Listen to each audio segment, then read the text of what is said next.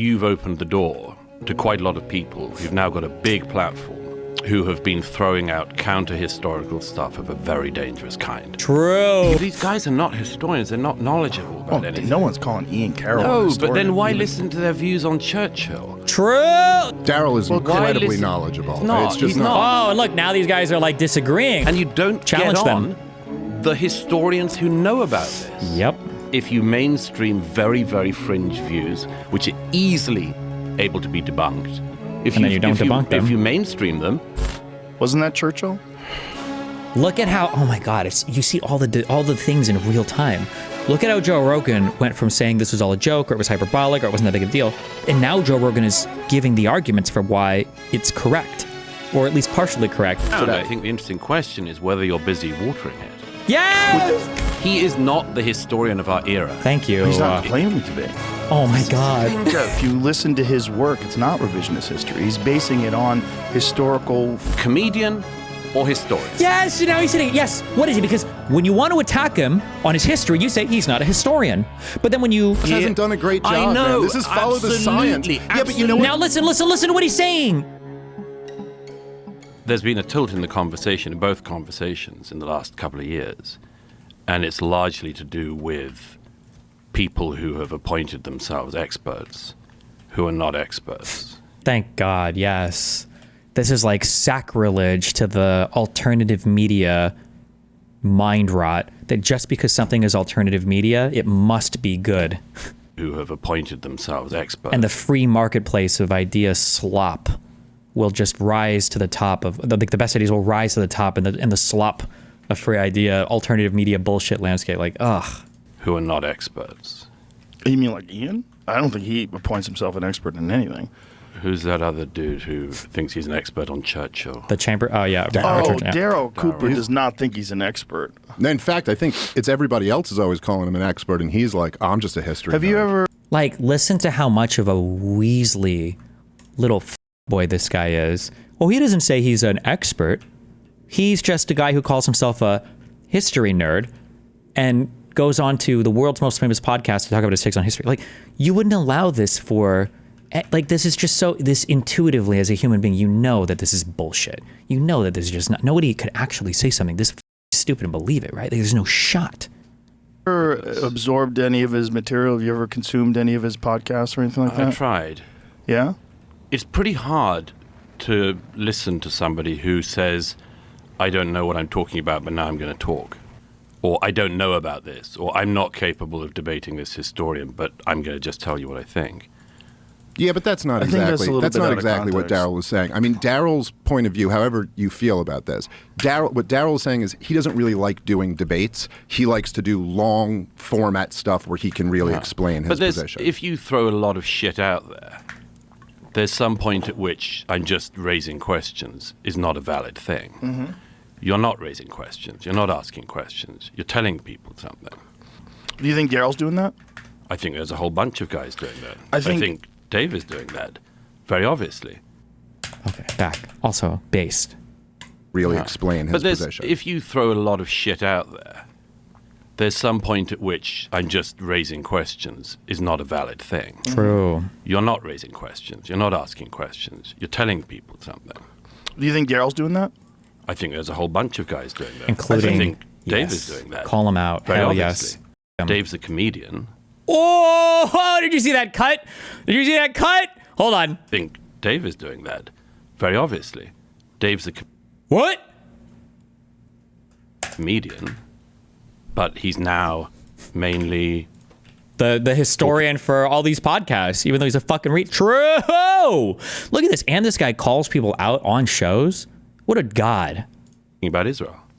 No, I don't know if I'm mainly talking about Israel. That's but all I see you have on the internet opinions. doing. Yeah, but that's Well, that might be what you've seen. And then look, and then they try to weasel away from everything. Well, I only spend like 10% of my time on shows, like talking. That's not the main thing I do. There's others like, okay, this is not the meat of his criticism. The meat of the criticism is you're brought on as like the historical expert. You've literally been propped up exclusively by Joe Rogan as this historical expert. When you're a random comedian guy and your takes aren't even that great. It's But just I don't you think that's- So consuming that clips. is, but that is also your shtick now, isn't it? Yep. Well, what do you mean by that's my shtick? Like, listen, dude, this is like the Abuser 101. We've heard people on stream when we did drama content, they would like do conversations like this. Like, that's not my thing. That's not what I do exclusively. Well, I didn't say exclusively. I was like, mainly what you do, right? What do you mean mainly? What percentage of my talking time on these shows do you think is spent? Break it down for me. Exactly. What exactly did I... And it's like, bro, what are we arguing about right now? You know what his criticism is. Well, you're not a geopolitics guy in general, are you?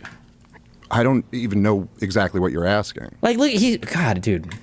I'm saying you've decided, being a comedian, you've decided now to become somebody who talks about Israel and the conflict. I think you're incorrect. I don't think it's a decision. I just think you have long-form conversations, multiple of them. It's a huge event that's in the news, so it comes up. I know. So do you talk about Israel with every guest then? It's a thing. I think if you're on the outside, you'd say, oh, look, they're trying to get attention by talking about this very polarizing issue publicly. That's you do get attention from that. If you'd spent the last year speaking about Myanmar, you would not be on my lips. Yeah, but wait! Oh, God. I was going to say, I wonder if Dave Smith is going to be like, oh, actually, I did talk about Myanmar once. I did. But never mind. Okay. He does talk about Yemen constantly. He talks about a lot of things that aren't in the news. Well, I tend to talk about... Oh, because Yemen's not in the news? Good one, Joe Rogan. About Yemen constantly. He talks about a lot of things that aren't in the news. Well, I tend to talk about the conflicts that my government is directly involved in, which I think is reasonable to me. But I don't quite get, like, what... Are we directly involved in it? What does directly involved mean? Does sending money to them count? It's all the appeal to authority stuff. I mean, you have to be an expert. Oh my God.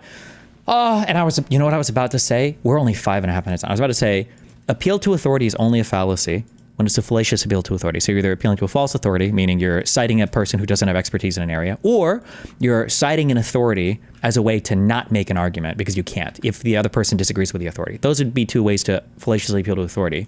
So I was going to say, I wish that he would push him on particular claims rather than just do this credential challenge, but Douglas Murray can push him on claims. Please, God, let this be an actual debate. For the first time in my life, this Dave Smith dude accidentally wandered into a room with somebody who's going to push him critically on these points. Please, God. But I don't quite get, like, what's all the appeal to authority stuff? I mean, you have to be an expert, or I think what authority exactly matters. makes you I an think expert? authority matters, and I think that if you just throw a lot of shit out there and then say, I'm not interested in the alternative views on this, and particularly when it's a counter narrative that is wildly off. And when you get people, look, I just feel, we should get it out straight away. I feel you've opened the door to quite a lot of people who've now got a big platform who have been throwing out counter-historical stuff of a very dangerous kind. True. You mean Daryl? Are you talking about Daryl? Daryl, who's the other one? I don't think Daryl has... Derek, I don't think there's anything dangerous about what's the what other guy? Derek... what's his name? Cooper, is it? Which one is it? No, that's it's Daryl Daryl Cooper. Cooper. Who's the other one? There was one I just checked on the way here. Daryl Cooper, and then... Oh, yeah, Daryl Cooper, Ian Carroll. Look, these guys are not historians. They're not knowledgeable about anything. No one's calling Ian Carroll a No, historian. but then why listen to their views on Churchill? True. Like, I shouldn't even be saying true. It's just like very obviously common sense. Daryl is incredibly listen? knowledgeable. It's not. It's just He's not. Oh, and look, now these guys are like disagreeing. Oh, okay, there we go. Okay. Yeah, He's he not. is. He's Why do you say wildly... Several reasons. One is, when he was offered to debate the current greatest living biographer of Churchill... Oh, so just because he turns down a debate, so what, he has to debate every single person who's talking about a thing to be taken seriously? He said, I can't, because he knows much more than me, and I admire his work and I've learned from it, but I can't possibly debate him. That's Andrew Roberts. But you don't have to be able to debate people to have opinions. No, on you things. don't. You know what, and I take partial responsibility for being a part of this wave, because I let people, it's like the Trump derangement syndrome, where people are like, oh, don't be a debate lawyer, don't debate. And I'm like, yeah, maybe guys, maybe debate actually isn't the best thing all the time. Like, I let myself get cucked by this weird talking point. I shouldn't have allowed myself to get cucked by it. Bullshit. Being able to debate your ideas and have live, long-form conversations about them, I think is essential to the veracity of your idea. And I think it does say something about you if you're willing to go onto a show with all these people watch. If you're willing to go onto that show and have your views presented to the universe, but you're not willing to have a critical conversation about it, that should be disqualifying. People should know, this guy might be full of shit. You have to debate people. If it's not your thing. But if you, for instance, but if you say, I've decided that Churchill is the bad guy in World War II. It's not what he said. Oh It's not my what he said. God. Neither Carroll nor Cooper have said that. Well, listen, I don't know what Carroll said, but Daryl Cooper has not said that. What he said was he jokes with his friend Jocko. He said jokes, but then he said, but I kind of actually believe it. He literally said that right after we listened to or was that Dave Smith saying it? Like one of them said that, but It was an Anglo-Saxon. He jokes with them. You know, I think that Anglo-Saxon. Churchill was the secret villain of World War II. And what he's saying is by Churchill's actions the war escalated. He's not saying anything. He's not just asking questions, then, is he? No, but he's got a the point of claim view. isn't that he's just asking questions. Yeah, he has a point of view. You can explain this better. He literally says he he's said joking. in the comment, he goes, listen, I'm being hyperbolic. And then he once again disclaimed, he goes, and I'm not claiming Churchill committed the most atrocities. Or like that's not what they're arguing about. Douglas Murray Sharp. These guys this is like abuser. This is abuser talk. This is how abusers speak, is gaslighting the fuck out of you like this. Like nobody is saying that he said he was the worst person or that you're obfuscating. You're trying to make this so much more specific than it actually is. was the worst part. But in many ways, I do view him as the chief villain, as my hyperbolic, provocative statement. But like, what does that mean? Chief villain is my hyperbolic statement. Like, what do you mean by that?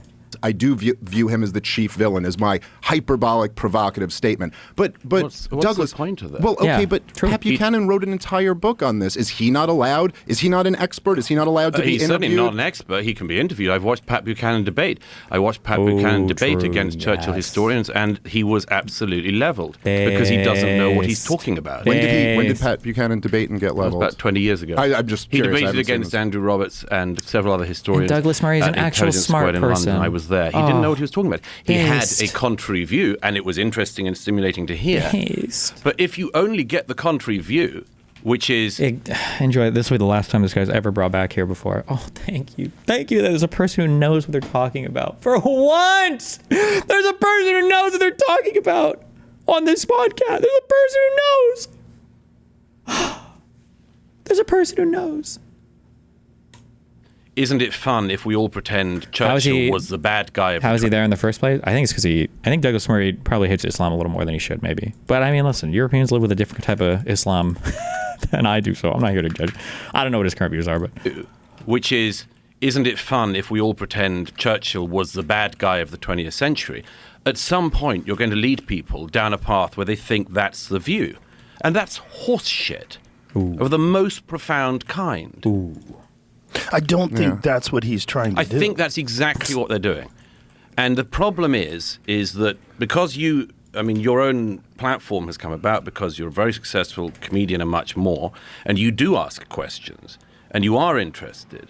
But there are a lot of people who have come along, to take advantage partly, of that. I think, because they've come on this show, who have come along and they've decided, I can play this double game. On the one hand, I'm going to push really edgy and frankly sometimes horrific opinions. And then if you say that's wrong, they say, I'm a comedian. But wait a minute. No, What do no. I- what am I- oh what- my what- God. Who is this based man? I'm just a comedian. I don't know. I'm a little comedian. How can you tell me I'm just a comedian? Well, I'm just throwing stuff out What there. horrific opinions that's wrong are you talking about specifically? Come on. Once guys like this get into very obvious stuff, which is Guys like Daryl? the ones I'm describing. You very need to clear. listen to Daryl to really understand what he's saying. If you take Daryl's words out, Oh, yeah. For that debate take, Joe Rogan knows this, by the way. Because Joe Rogan has challenged people before. Peter, if you claim what RFK is saying is misinformation, I'm offering you $100,000 to the charity of your choice if you're willing to debate him on my show with no time limit. Joe, you have my cell, my email. I'm always willing to speak with you. This is a non-answer. I challenged you publicly because you publicly quote tweeted and agreed with that dogshit Vice article. If you're really serious about what you stand for, you now have a massive opportunity for a debate that will reach the largest audience a discussion like this has ever had. If you think someone else is better qualified, suggest that person. But now, why should he have to debate? Ian, why should he have to debate his idea? That doesn't mean anything. Like, oh my God. out of context. Daryl has some of the most nuanced, balanced, and charitable views on all the figures in history. Well, particularly Hitler, it seems. No, you're wrong. Then he should ask him. Douglas should ask him. Because people do this thing where they say you're nuanced when what they really mean is you're a contrarian, literally, right? Like, oh, you know, the Holocaust wasn't all that bad. Wow. All right, it's very nuanced. Oh, just curious. Does he have a nuanced take on anything that's not directly contradictory to what an entire field thinks? Just curious. Like, do you think he has a nuanced take on if mRNA vaccines are good for you? Do you think he has a nuanced take on whether or not we obsess over fluoride too much? Do you think he has a nuanced take on whether or like why is it that the nuanced takers only have a nuanced and highly critical take when it comes to what a field is established? That's not a nuanced take. You're just somebody's arguing against a field. Wrong. He doesn't. What did he call him? How did he describe him? I think he compared him to a methed out psychopath who was holding an entire nation of people hostage, I believe. Like, he doesn't. What did he call him? How did he describe him? I think he compared him to a methed out psychopath who was holding an entire nation of people hostage. I'll stop. I can't listen to these two guys. I can't tell if people know what's going on when these types of statements are made. I don't even know if they're doing it intentionally. They're just retarded. Okay? Hitler was not a methed out psychopath. And that's what happened. LOL. He was a methed out psychopath. No, Hitler had a very intentional start, middle, and end in terms of his rise to power, in terms of his anti-Semitism, and in terms of how he viewed himself as controlling the country. Okay, these things are rooted way back after his experiences in World War I. They were found in the ways that he did politics early on in his life. They were found in the shit that he wrote when he was in jail, and they were found in the way that he led his Nazi party up to and through, you know, starting the Third Reich and taking over the country. He was not just a methed out dude. This is apologia when you're trying to claim, and they can say, well, I'm not saying that exactly, because they always say that, because you're not saying anything, right? Why him being on drugs or whatever is not the reason why Nazi Germany happened. And it's an excuse for Hitler's behavior, and it's just fuck. A methed out psychopath who was holding an entire nation of people hostage. Please call this out, Douglas. He also said on here that he wasn't anti-Semitic until the Holocaust. There were no speeches of Hitler's in the 1930s. No, again, this is No, he said he was not public about it. He said he was downplaying it to win over. He said there was a period where he was downplaying it to win over popular support in Germany. It was his argument. There is no historian of World War II who thinks that Hitler was downplaying anti-Semitism in the 1930s. That was what he was doing. Yes. He wrote a book about it in the 1920s. Yep. He got to power on it. Yep. And he grew his power on the back of it. The idea that you can argue that in the 1930s, Adolf Hitler was downplaying the anti-Semitism, like, there's no historian who would agree with that. So why would you throw out the idea that in the 1930s Hitler was not being anti-Semitic in public? That was what he was doing in public. He announces to the German parliament what he wants to do. So when you're throwing out claims like he was keeping it down in the 1930s, first of all, what are you doing? And secondly, why?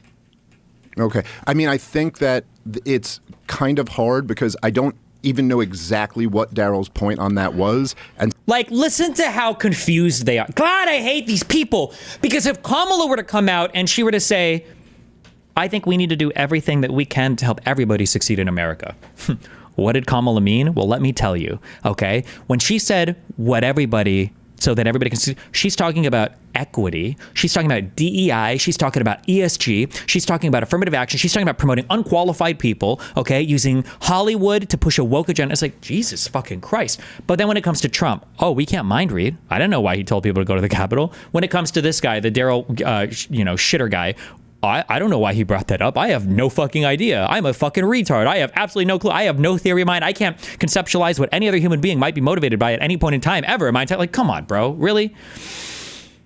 And so I'm not really in a position to argue what he was saying there. I don't think you're giving him the most charitable interpretation. Oh my God, bro. He's actually such a slimy, weaselly little fuck. Like, what do you think? How about we just take a moment and guess? What do you think he was saying this for? Like, do you apply this standard to any other person ever? I don't need to give him the most charitable interpretation to be able to see what he's doing. Okay, I think you're strawmanning him, I should say. Look, Strawman. What part? Anyone can look up what he said on this show and others what these two guys in particular have said on repeated podcasts with both of you.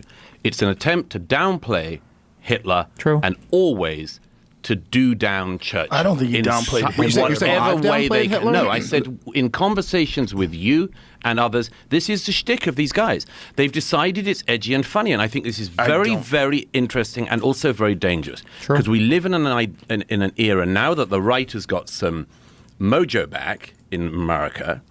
We saw years of crazy left overreach where they tried to make us all say the craziest things.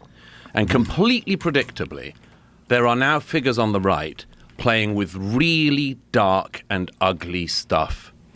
I feel like this guy, I'm being very premature because I haven't watched too much from Douglas Murray. Okay, so he might just be fucking crazy. All right, I admit that. I haven't seen too much. But I feel like so far what I've heard from him and then Sam Harris are like the only people that I've seen in the universe, besides me, of course, who were able to say, man, some of this left shit is like really, really far reaching and is like kind of crazy.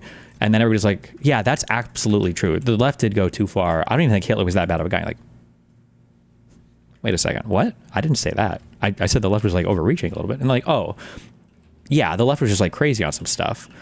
6 million? It's like, wait, no. No, just because they were too far reaching on stuff doesn't mean that we have to go all the way to the other side, right? You know that's retarded, right?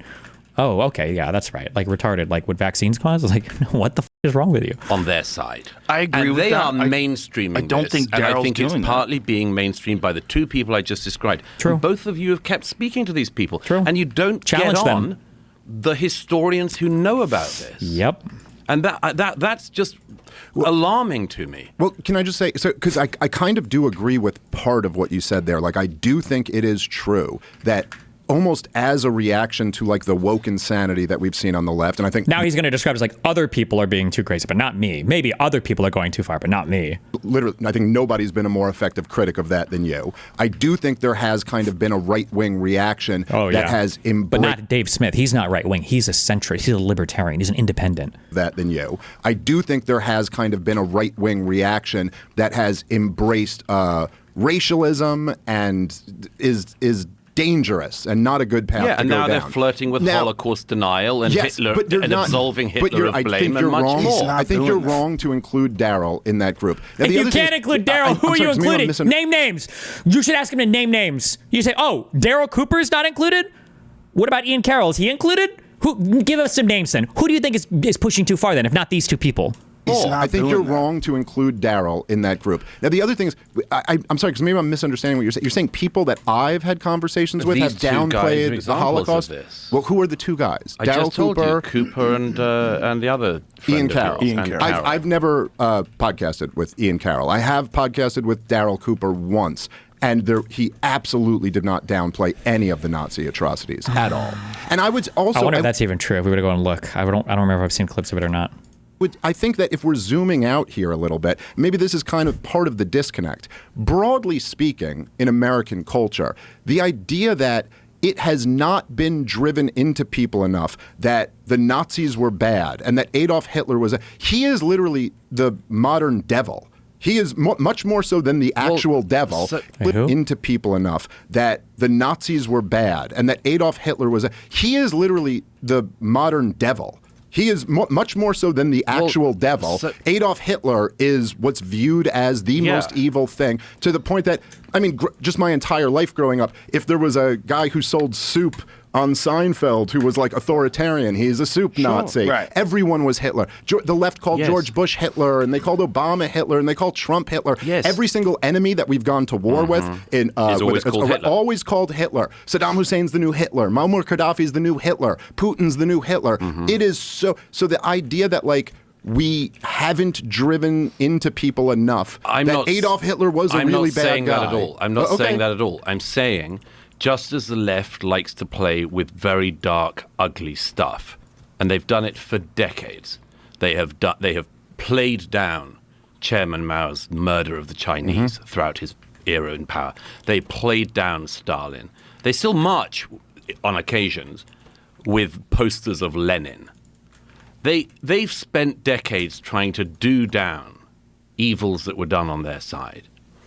And I would suggest that one of the things that is going on at the moment is despite, or maybe because of what you just described, there are movements now on the right in America, subcultures, including people who follow both of you, who are very interested in playing with this Whataboutism with Hitler. absolute beyond the pale thing. Why somebody like Jake Shields wants to play around with Holocaust denial? Why? I can't answer for Jake Shields. I don't know. I don't know anything about anybody. I have no idea. I can't answer for A lot anybody. of people get captured by this. Captured by how? By who? Where do you think they find it? Where does it start? He's so close. Captured? In what ways?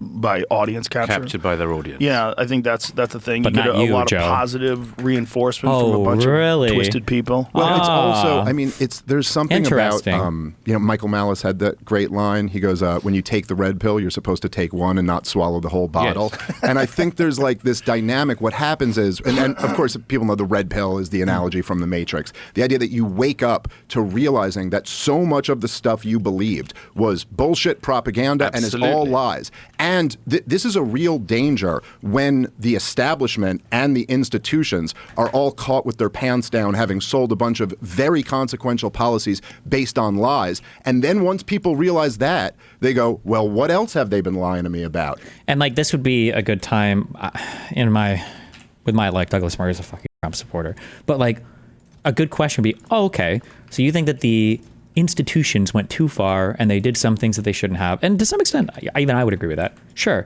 Do you think that the current administration has done anything like that in the United States?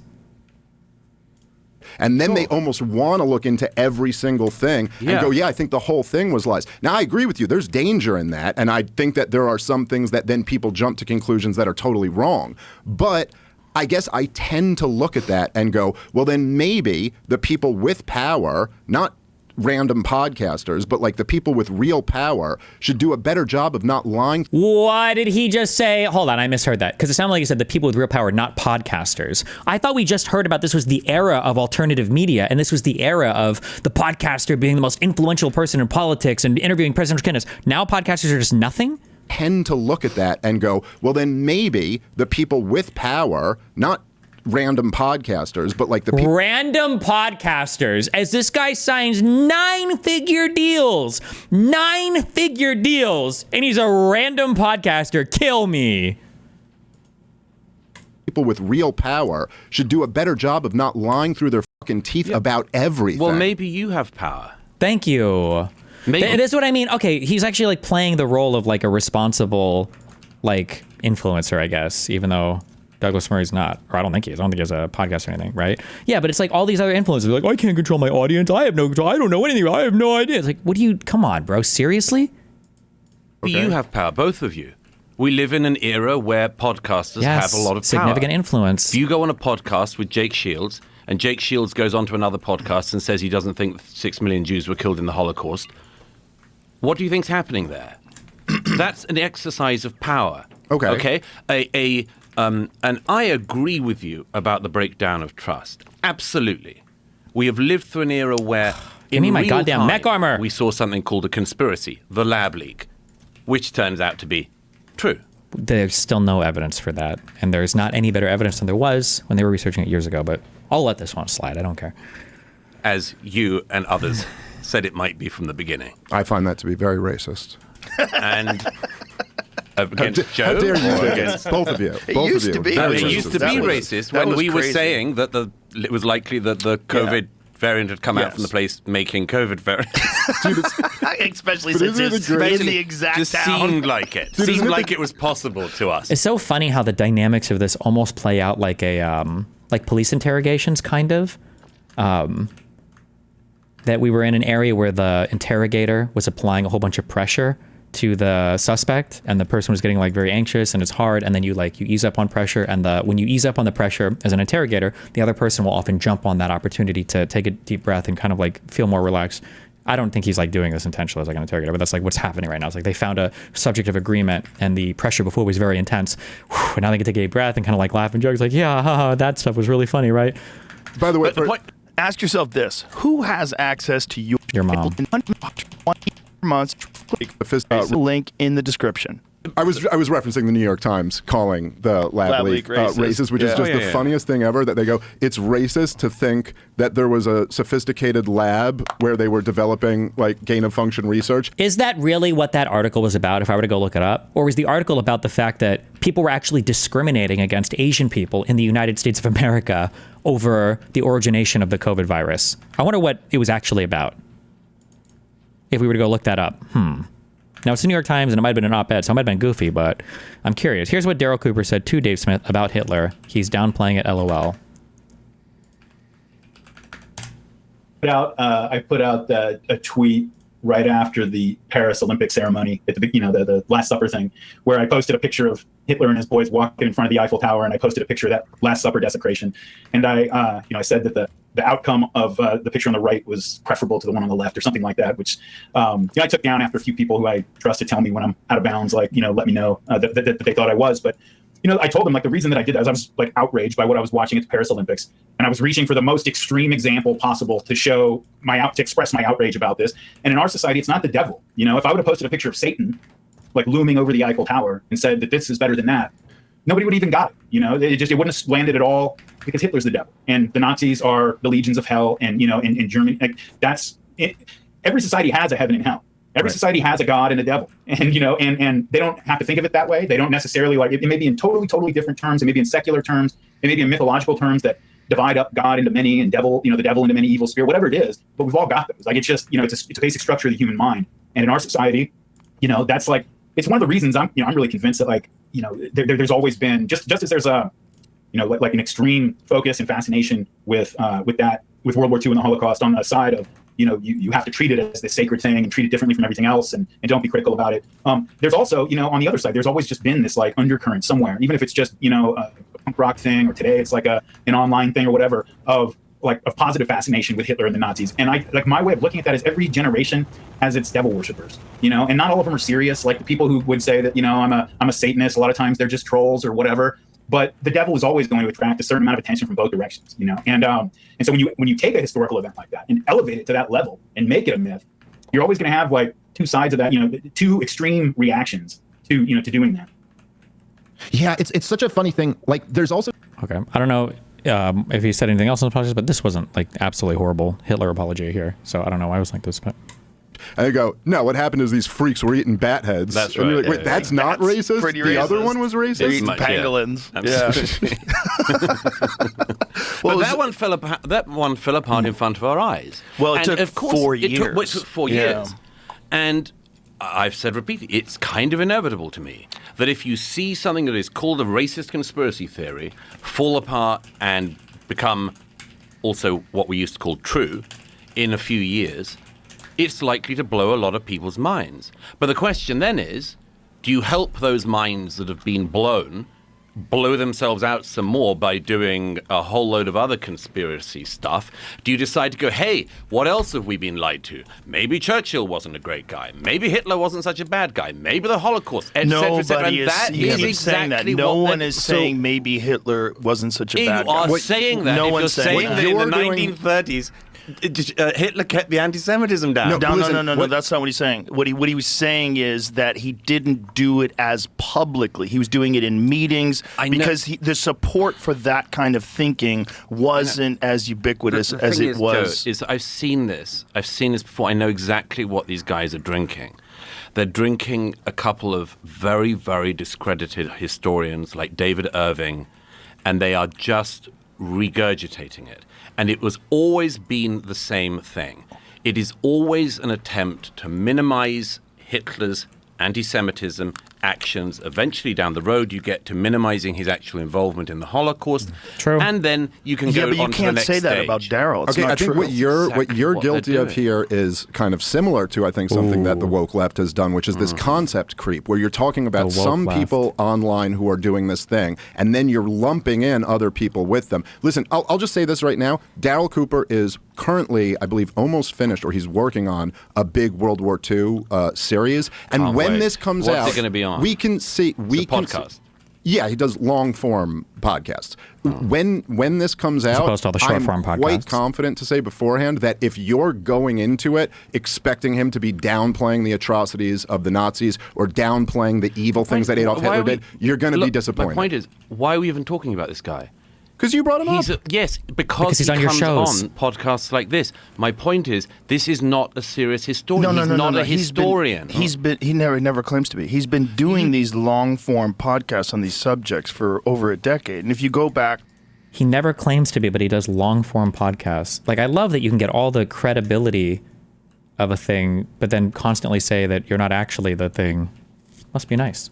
to 2015 and listen to Fear and Loathing in the New Jerusalem, it's an incredible piece. And it's Excellent. how many hours long? 30-something? And it literally starts from the persecution of the Jews, where they're being driven out of Europe. It's like this horrific account of what happens to these people. It's what he's trying to do is paint a picture of how the world goes mad and how the world goes sideways. And he's doing it from the perspective initially of these Jewish people that are living in Europe, that all of a sudden their neighbors are turning on them and they're being attacked. Like it's incredibly charitable. But what he's trying to do is show what happens to human beings when they're confronted with unbelievable atrocities and how things go so incredibly sideways. Lots of people have written and spoken about that. So why is he not allowed to? I He don't is understand. allowed to. So Okay. what he is allowed He is allowed to, but how is he allowed to do it? But then simultaneously you're saying he's just a hobbyist, so you can't like criticize him as a professional. That's the issue, right? to. I'm saying that there's a weird way in which figures like him, whose ideas are not being countered when they are raised, are given platform after platform to spread their views. They are welcome to those platforms. I'm not saying they shouldn't be platformed. I'm saying these are very, very fringe figures who are pushing ideas that are either debunked now, have been debunked before, or they will not stand up against somebody who disagrees with them. Oh, okay, I would just say maybe this is the disconnect here. When you say there's like not pushback, Daryl's one line on Tucker Carlson, this one line where he himself said he was being hyperbolic and kind of says this to prod. He's going to say there's not pushback, and he's going to point to what about all the people that he doesn't talk to that push back against him publicly? Oh my God. His buddy got more pushback than any one line I've ever heard on the podcast. Cringe. There were numerous articles written by historians, numerous shows that covered it. People went through. There were Twitter threads about it. So I don't exactly get your point. Like, there was lots of pushback. If you're saying he should go and debate somebody who's giving him pushback on that, okay, maybe. I also think it's reasonable for him to say, I don't really do debates. Yeah, I think it's weird to mainstream very fringe views constantly and not give another side. True. I think that's weird. And everybody knows it. I mean, I think there's a little bit of a contradiction here. You're saying now that these are fringe views, but then you're also saying that these are enormously powerful views. No. There's so no contradiction. Let me clear it up if you think there is. I think there are very fringe views that have become mainstreamed on the right. But then aren't they not fringe by definition? Well, you can play an epistemological game. No, I'm just saying what's You do beyond understand the concept, don't you? that fringe ideas become mainstreamed. Yeah. Okay, Right. sure. Thank you for. I like the Daryl. Just like, why are you being a fucking child? You know what I'm saying, right? Thank you. Yes. Maybe it's just being British. Maybe that's what makes you better. Why are you playing an epistemological game? You said. Why are you playing a game with me? You know what I'm saying, right? So that's it. Okay. I'm not exactly sure. So you're saying that Joe shouldn't have Daryl Cooper on? I'm saying never said that. That there will have that if you mainstream very, very fringe views, which are easily able to be debunked, if And then you don't debunk them. If you mainstream them, at some point that view that was so fringe will be what eager, very disconnected, unhappy Impressionable people are going to start playing with too. Yeah. And if these people are such experts in how you see a society go weird, they can look at what is happening to a portion of the right everywhere on this stuff. There is a portion of the right across the West that is playing this dangerous very game. dark game, and they're doing it deliberately, and you can't not be aware of that. I agree with that. I don't think Daryl Cooper is doing that, but I do agree with your characterization. No, but I think it's a pretty important distinction there. You're just taking this one statement and then this Oh my where he's God. trying to joke around with his buddy. This Churchill statement. It's not just about him. this is- Look at the because fixation on He one and thing. these other guys are all doing the anti-Churchill stuff. But he's not doing an anti-Churchill Okay, stuff. he and the other but people in the orbit I'm Churchill was describing. the author of this whole Operation Unthinkable, right? Where they wanted to use the Nazis to invade Russia. Wasn't that Churchill? Look at how, oh my God, you see all the things in real time. Look at how Joe Rogan went from saying this was all a joke or it was hyperbolic or it wasn't that big of a deal. And now Joe Rogan is giving the arguments for why it's correct, or at least partially correct, even though he just spent all this time saying nobody actually believes this. And you just heard Douglas Murray sigh. They wanted to use the Nazis to invade Russia. Wasn't that Churchill? Is that not true? We're going to have to get into the weeds on Churchill. There is always going to be a corner which you can get me on a bit of Churchill. But that's you'd the have point. To, you'd have to but say that's what the you're, point, which is bit to you're have talking a about. comprehensive view. Yeah, of Churchill was never working with the Germans to invade Russia. No. This is a plan that was drawn up. Do you know about Go- Operation fire away. Unthinkable? Fire You've away. never- Oh, and so Douglas Murray doesn't know about this particular thing, so now we get into the conspiracy thing. You should always be wary of when somebody gives this idea. This is your number one example of aren't you making modules and chips and plants? Oh my God, you're so right. I fucked up. You should always be wary of people that come out here and do this thing where they give you like, didn't this guy draw up a plan? Or didn't this guy do this one thing? Because people draw up lots of plans for lots of things, or have lots of ideas for lots of things. That doesn't necessarily mean that the person was going to go along with it, or it doesn't mean that the person agreed with them more than anybody else. Like, just because you draw a plan up doesn't mean you're ideologically married to every tenet that would have come from, like, it's such an unbelievably bad faith and stupid fucking, or it's not bad faith, well, no, it is bad faith. The people that offer up these arguments are people that aren't real students of history or don't care about actual history. They're just trying to post hoc rationalize whatever they believe in. Pull it up, Jamie. Pull it up, Jamie. Operation Unthinkable was at the end of the war. I believe Churchill was the end of concerned the about the rise of Russia in the rise of the Soviet Union. And the idea was, and we'll find out what the historical facts are about this. Operation Unthinkable, the name given to two related possible future war plans developed by the British Chiefs of Staff Committee against the Soviet Union during 1945. The plans were never implemented. The creation of the plans was ordered by the British Prime Minister Winston Churchill on May 1945 and developed by the British Armed Forces Joint Planning Staff in May 1945, the end of World War II in Europe.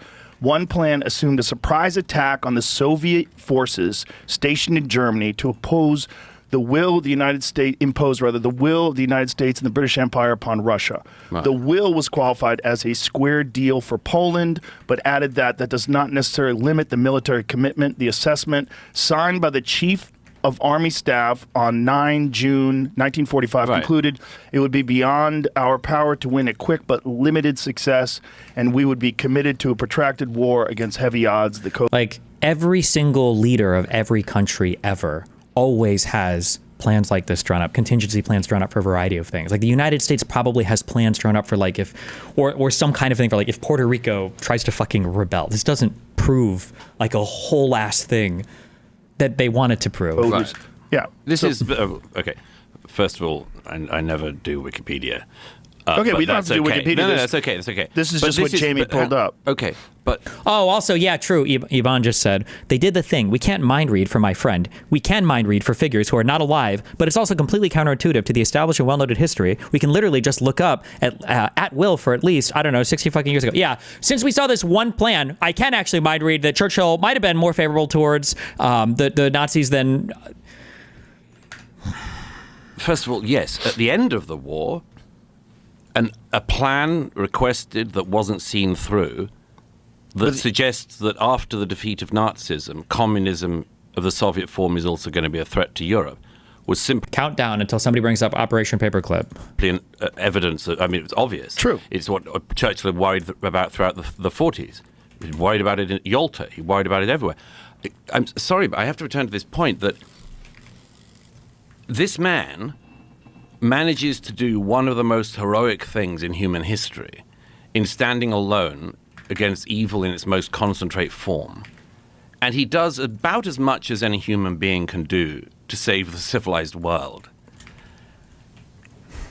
if you just park that and you go on to a plan in 1945 to try to counter Soviet domination of Europe, you see what I'm saying? This is this is not doing something in the round. No one's doing that, bro. Yeah, it's also look. I mean, I'm not even like I'm not at all the expert on World War II, and I'm not like gonna debate with you about World War II. But I would say that like there's a lot of room for nuance and disagreement with what you just said. You know, in the 20th century, we had 2 world wars. They're the worst thing, objectively speaking, the worst thing that's ever happened in the history of the world.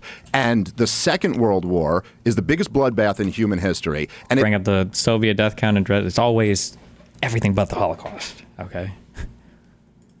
Ended with handing the man who you just mentioned, Joseph Stalin, half of Europe. So listen, if you want to argue, I'm Jewish and of German descent, so like I'm not against the argument that it was the Nazis had to be defeated and that was the most important thing. But there still is just the basic facts that it almost couldn't have gone worse. It was like just a nightmare for civilization. And if people want to look back at that and go, man, was there any other way this could have been handled? Was there any other way? Were there blunders that were made here? Now, personally, what I feel much more comfortable arguing would be that I try to blame everything I can on Woodrow Wilson as much as I can, because also he created the income tax and the Federal Reserve and did so much to damage my country. Epic, dude. I think American entry into World War I libertarian. was really a disaster. And imposing the Treaty of Versailles on Germany was a disaster. I also think that's kind of fairly mainstream history. Like, that's not a particularly controversial view, that like imposing the Treaty of Versailles on Germany ended up in disaster.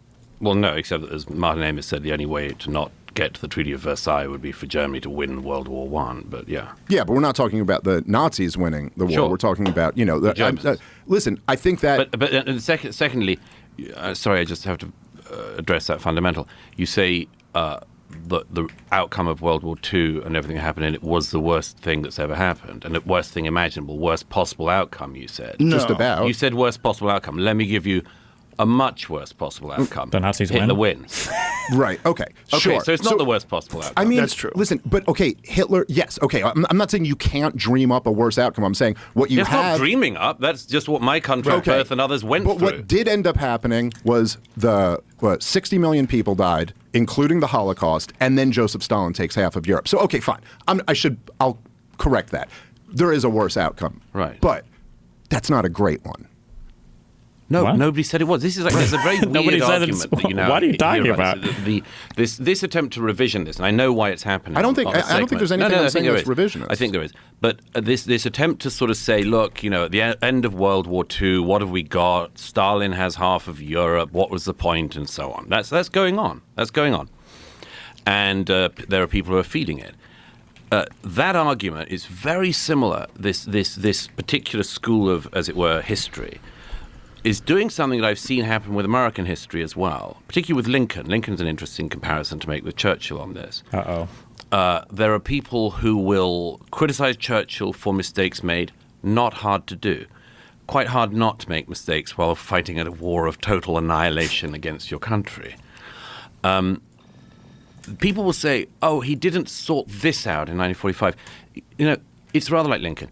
He didn't solve every problem in the world for all time, but he solved a hell of a big problem for his time. And that requires some kind of generosity of spirit and understanding in hindsight, as opposed to, I will find something that he did that I wouldn't have done, because if I'd have been running the British Empire in 1939, I'd have known exactly how to do it, and I'd have known how to hold the whole thing together, and I'd have kept Stalin back, and he'd have been great at Yalta, and this is... But I don't think anybody's saying that. Yeah, I agree with you. I think there is a tendency of like woke left kids to do this, but I don't think that's what certainly not what I'm saying, and I don't think what Daryl's saying. I do also think that one of the bigger kind of the bigger picture dynamics to all of this is that we have, at least since 9/11, been in a state of perpetual war. And all of these wars have been disasters. They have been so many lies involved in selling all of them. I mean, the whole Iraq war, the whole war in Afghanistan, just lying the whole way through. I mean, I remember His literally having expertise, conversations with Green Berets in the middle of the war in Afghanistan. Thank God and we can like, get back to George W. Bush is the telling Iraq you that war. the army we're building up there is really successful. This thing's going to fall in a week without us. And then all through the Obama administration, it's just like lie after lie after lie with disastrous wars. And so this does create a fertile ground for people to say, I wonder if they were lying about all these wars. Sure. There's a thing that, I don't know how to describe this fallacy. This is another advanced fallacy. There's a thing that happens where people are describing, okay, you attack a circumstance, and then you say, this is bad, right? And then people will argue for why the circumstance agrees, where they're simultaneously agreeing with you that it is bad, but they also are part of that circumstance. So, for instance, let's say a super easy one. You show up and there's some guy who's beating the shit out of every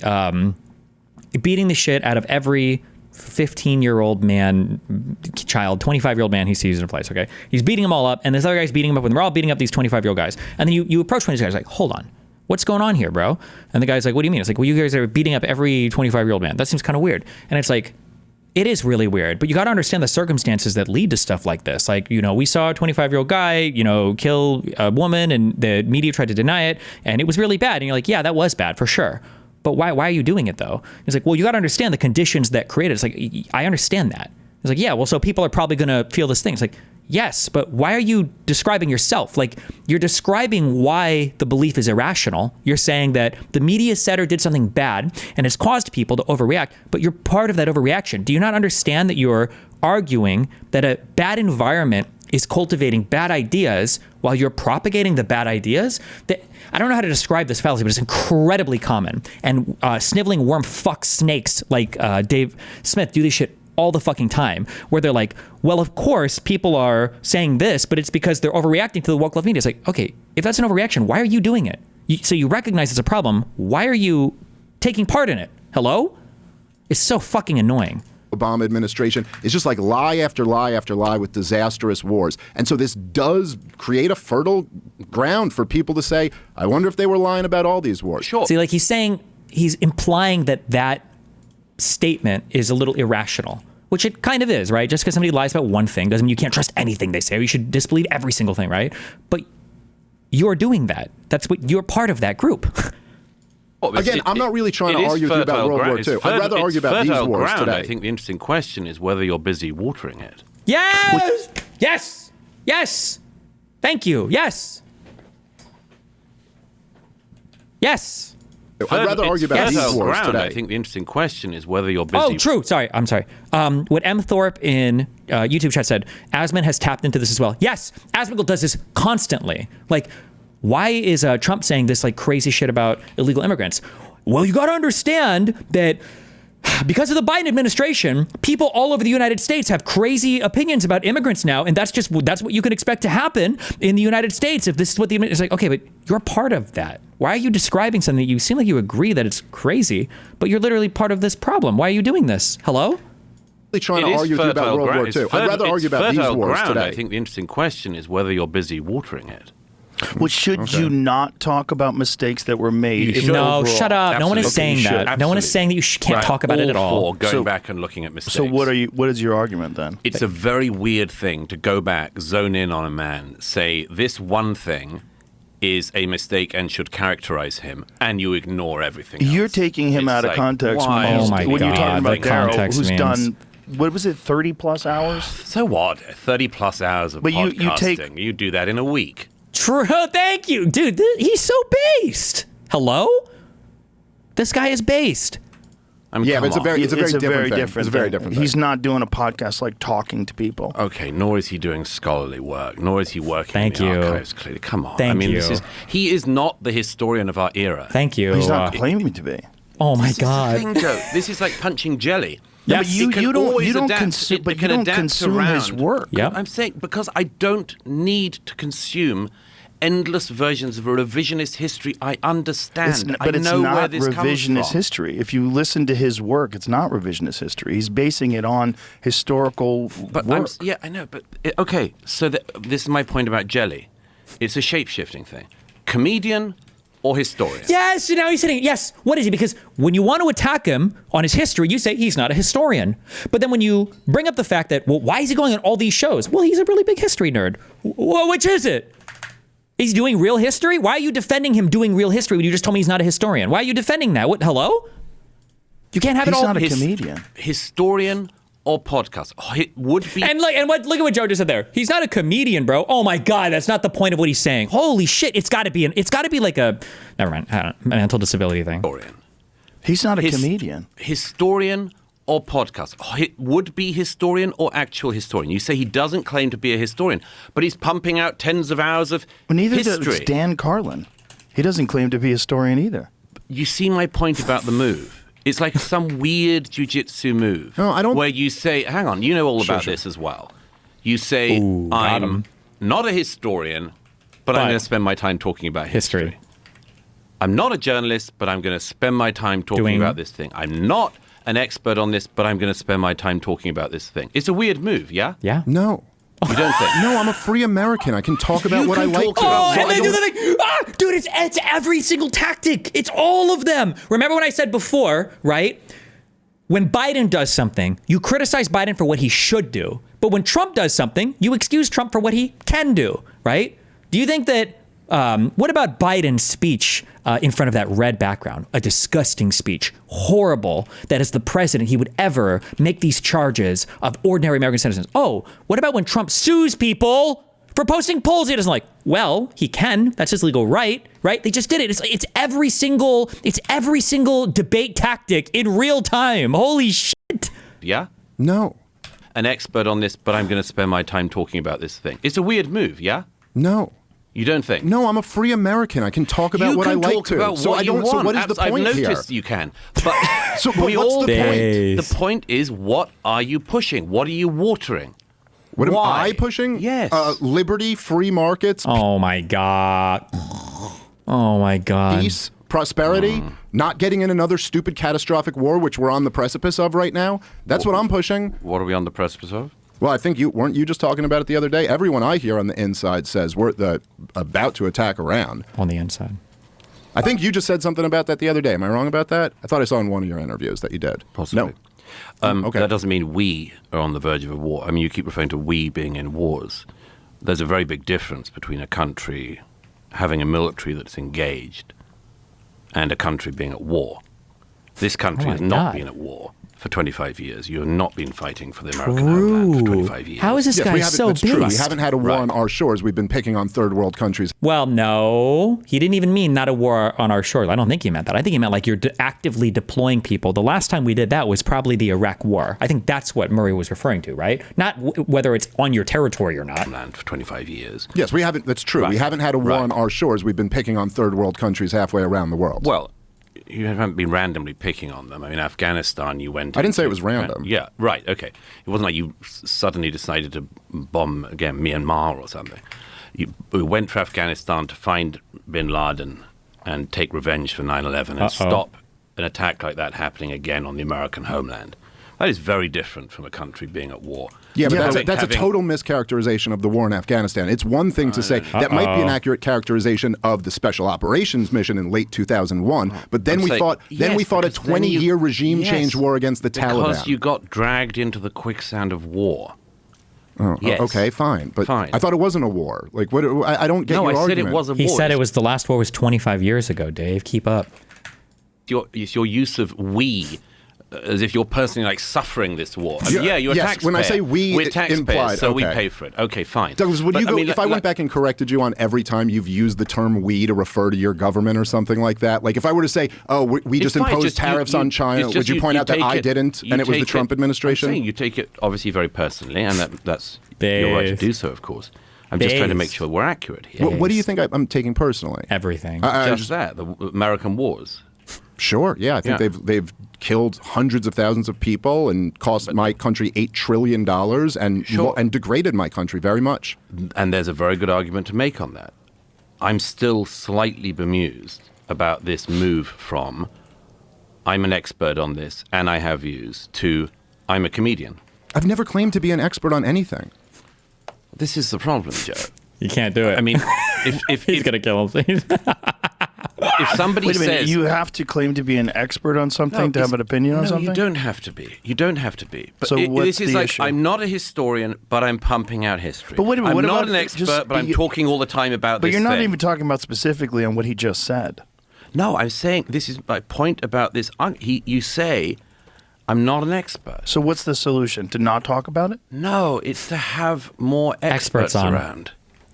Well, the expert To class hear- hasn't done a great job. I know, man. This is follow the science. absolutely, Yeah, but you know what? Now listen to what he's saying. He's having it all ways. The expert class hasn't done a great job.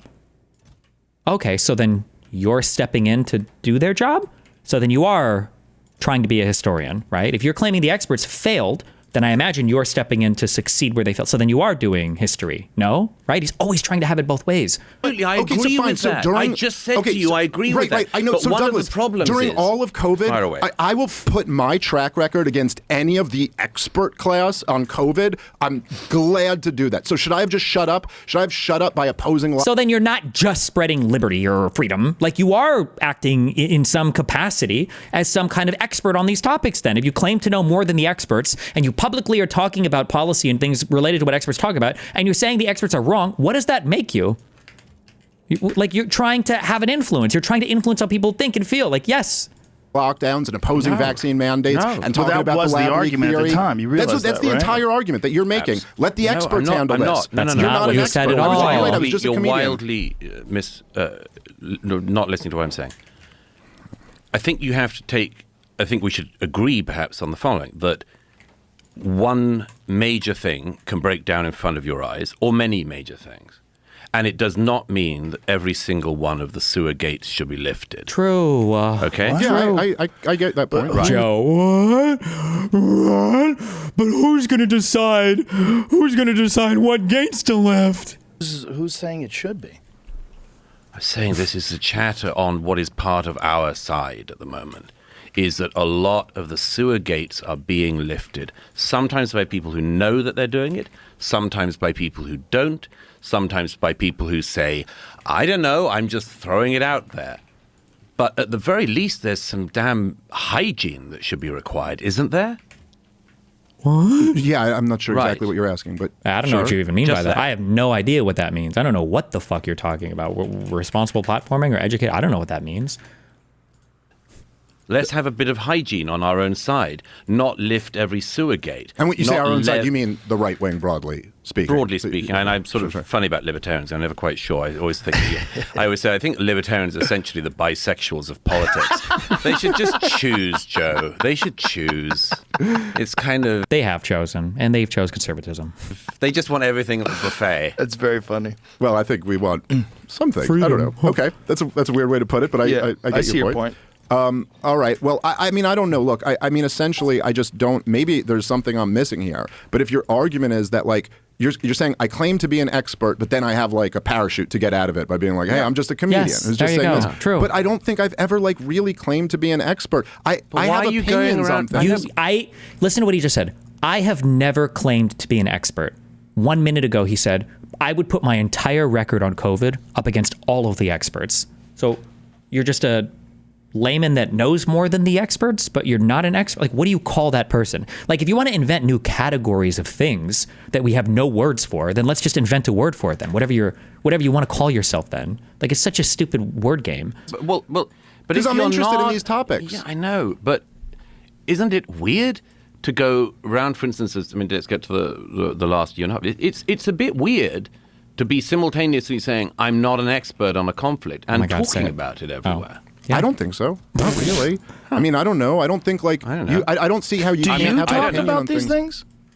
Which things? All these things that we're talking about. Some of them, yeah. Are you an expert I am on some, yes. on some? But But you talk not. about some that But you're not some an are expert not. on. You'll Oh know- my God. Listen to them try to like needlessly or endlessly needle him on like, Jesus Christ. Right, so that I what should you didn't do? just- you'll What know- should you do if those subjects get breached? Well, I think that you educate yourself as much as you Shouldn't can. you say I'm not an expert and then give your It opinion if you're depends. in the middle of a conversation? I think it's, as I say, I think that it's a weird move to say, I'm not an expert on this, but I'm going to talk about it nonstop. I think that is strange. Listen, I will certainly concede that I am weird. So I'm not Good disagreeing with you. one. It's weird that I'm as obsessed with all this stuff as I am. I Good mean, like, one. okay, I'm a weird guy. I tell jokes at nightclubs and then get obsessed with politics and monetary policy and like, okay, fine. Epic, dude. But I just like fundamentally disagree with this idea that, which I really do think is Anti-free quite speech. anti-democratic in spirit Fucking and quite loser. elitist. Yeah. That there's an expert class. They can have opinions on all of these things. There is an expert class, you fucking retard, and you understand this in every other part of your life, right? When your Uncle Joe is giving you investment advice and your portfolio is negative 50%, you're like, okay, well, probably going to stop taking stock tips from Plumber Joe, okay? When you go to the hospital and your grandma shows up and she's like, I don't know why you don't just eat some ginger to cure your cancer. Why are you listening? You probably listen to the doctor, who's the expert here. When you need to get your car fixed, you probably don't drive to a flower store. You probably take it to an auto mechanic. We acknowledge that there are credentials and education and training that makes you more qualified to do things in the United States. You guys are obsessing over in the world. You guys are obsessing over Elon Musk being an expert on fucking everything. That's why Doge is so qualified to do things. You're like, come on. It's weird for any regular person who's just read about it. Not my view. Not my view. It seems like it's what you're saying. I conceded already. I said a long time ago that I believe much of the expert class let itself and us all down very badly. And I think that happened in foreign policy in areas. Not every area, but it happened in some areas. I think it happened with COVID in many areas. But that does not mean that it's just a free-for-all. No. There are some things we can still verify to be true and can still agree on as baseline levels of agreement in a free society.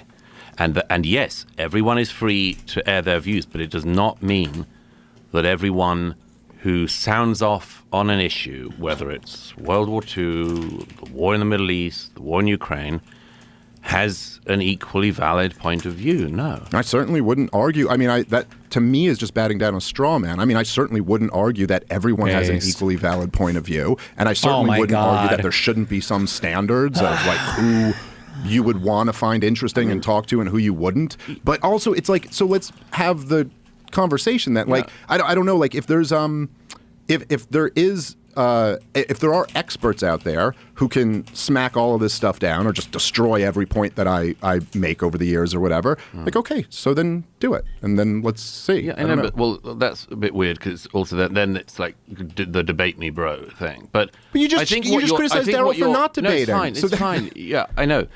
Let me just make the main point. I think what I'm trying to get at, Joe, is that it's a bit like the Twitter algorithm thing, which is, yes, everyone is and should be free to say what they like on Twitter, apart from whatever the very fringe things of like immediate incitement to violence and all that kind of thing.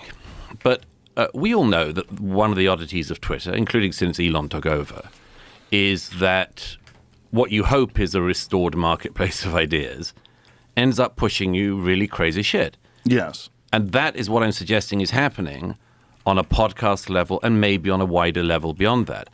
I get stuff on Twitter I just do not want. I do not want a guy with 1,500 followers who's got some zany new view on something, who isn't an expert but is an expert, to be pushed at me. And effectively what is happening with the Twitter algorithm is happening everywhere else as well. And we're all for the open marketplace of ideas. I want that. I thrive in it. But it is different once you get into the thing of, is something manipulating the algorithm behind? Is the algorithm being pushed on me? Why am I being given this? Why am I not being given that? Why am I being constantly pushed this view? And I think that the answer to a great degree is the same thing in your world as it is in the Twitter world, which is, if you go straight online and you say, you know, JFK file drops, watch live stream of Kennedy historians reading the papers live, you're not going to get any views. No one's going to watch it.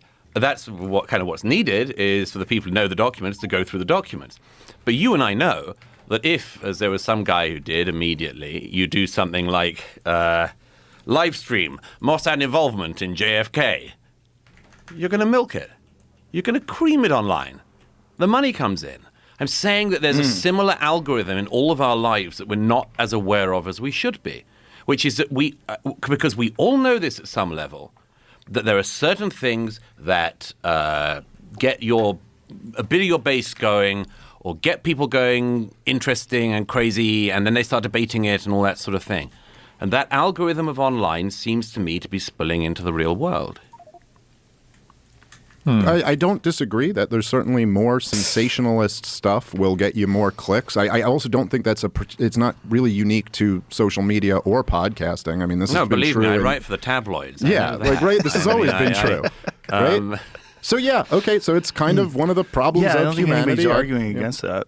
It's certainly never my intention when I talk to someone to try to get more views. It sounds crazy, but I'm only talking to people that I'm interested in talking to. And in Daryl's case, it's because I've been a listener of his podcast for years. That's it. This is like genuinely how I pursue things. Well, that's why you're here.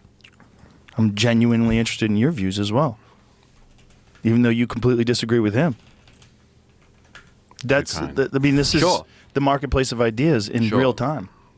If it was the marketplace of ideas, they should have a debate on some topic, because Dave Smith is he's so passive and submissive. He was around me too when we did that Piers Morgan debate. When he knows there's somebody smarter in the room, he shuts the fuck up immediately. He is not eager at all to test any of the batshit insane ideas that he'll rattle off on when he's unopposed on some show. It's so funny to see how much his demeanor changes. I agree. Although, as I say, I think you've massively underrepresented the pro-Ukraine argument and the pro-Israel argument in the last 2 years. Based. Oh my God, please do it. Please do it. I don't know. I mean, well... That's my observation. Okay. You're totally allowed to have that observation. Oh my God. What's the pro-Ukraine argument that you think is not being represented enough? Give me a blue mech armor. Well, my broad view is that, again, something to do with the algorithm, that anything that is conspiratorial about Zelensky or the Ukrainians in the conflict does very well. Anything that says, actually, the Ukrainian army is fighting to try to retain as much of their country as they can doesn't do as well. I think that everything that is pushing the idea that, for instance, the Americans caused it or something like Victoria Nuland, true. Does well. Yep. I think everything that says actually... Is Dave going to talk up at all? Because he's pushed every single one of these propaganda points. Is he going to actually fucking say anything? Or is he just going to sit here like a quiet little cuck in the chair in the corner and not say a single word? Hello? In February 2022, Vladimir Putin's tanks invaded Ukraine, and they shouldn't have done. Doesn't do as well. I don't think I've ever heard anyone say that what Vladimir Putin did wasn't horrific. It's so crazy that, do I have to point this out every time? That like the standards of what the evidence is on both sides, right? Like it's not enough to just say that, like when they're criticizing Biden or when they're criticizing Kamala or the left, it's like we need an outward, avowed, disavowal of what the people are saying over here. But when it's on their side, it's like, well, I haven't heard anybody make exactly the worst types of arguments ever, maybe, right? Nobody is saying that the issue is you're not saying Russia is bad. It's all of the arguments are basically that Ukraine is just as bad, if not worse. That's the argument, right? This is revisionism. It's very effective. It's the same way that, by the way, it's the exact same way that Nazi revisionism works, where a smart Holocaust revisionist doesn't say the Holocaust didn't happen. He says, well, the Holocaust happened. It's not as bad as people say it was. There was a lot of bad shit happening. That's not my point. The point is that after that, there's a whole set of things. Let's look at, for instance, the issue of corruption. Okay. Ukraine is a pretty corrupt country by EU standards, by World Bank standards. And it's been a problem, as it is in that neck of the woods. And it's understandable that if the US is one of the countries putting money and arms into Ukraine, then it's going to be a subject of legitimate interest to the American people and others, the European taxpayers. Nevertheless, you end up in this, and I know this because it's the same thing in the old media. You end up on like the new bit of the story, and there's always a risk that you will lose sight of the beginning of the story. For instance, I mean, Putin's corruption is legendary, gargantuan, and not as interesting, it seems to me. The algorithm doesn't push that. And I think that's, to a greater extent, the case with the Israel-Hamas war as well. Well, isn't there a little bit of a concern? Like, I would say a couple things here. Number one, I'm not denying, I don't know how the algorithm works or what it's pushing, and it's an interesting thing that we... Really? I don't know how the algorithm works at all. Are these people not ones who complained about the algorithm all throughout COVID? All throughout Biden's presidency, saying right-wing viewpoints and centrist viewpoints are being suppressed by the algorithm? Like, maybe Dave Smith was the only person who didn't say that, but...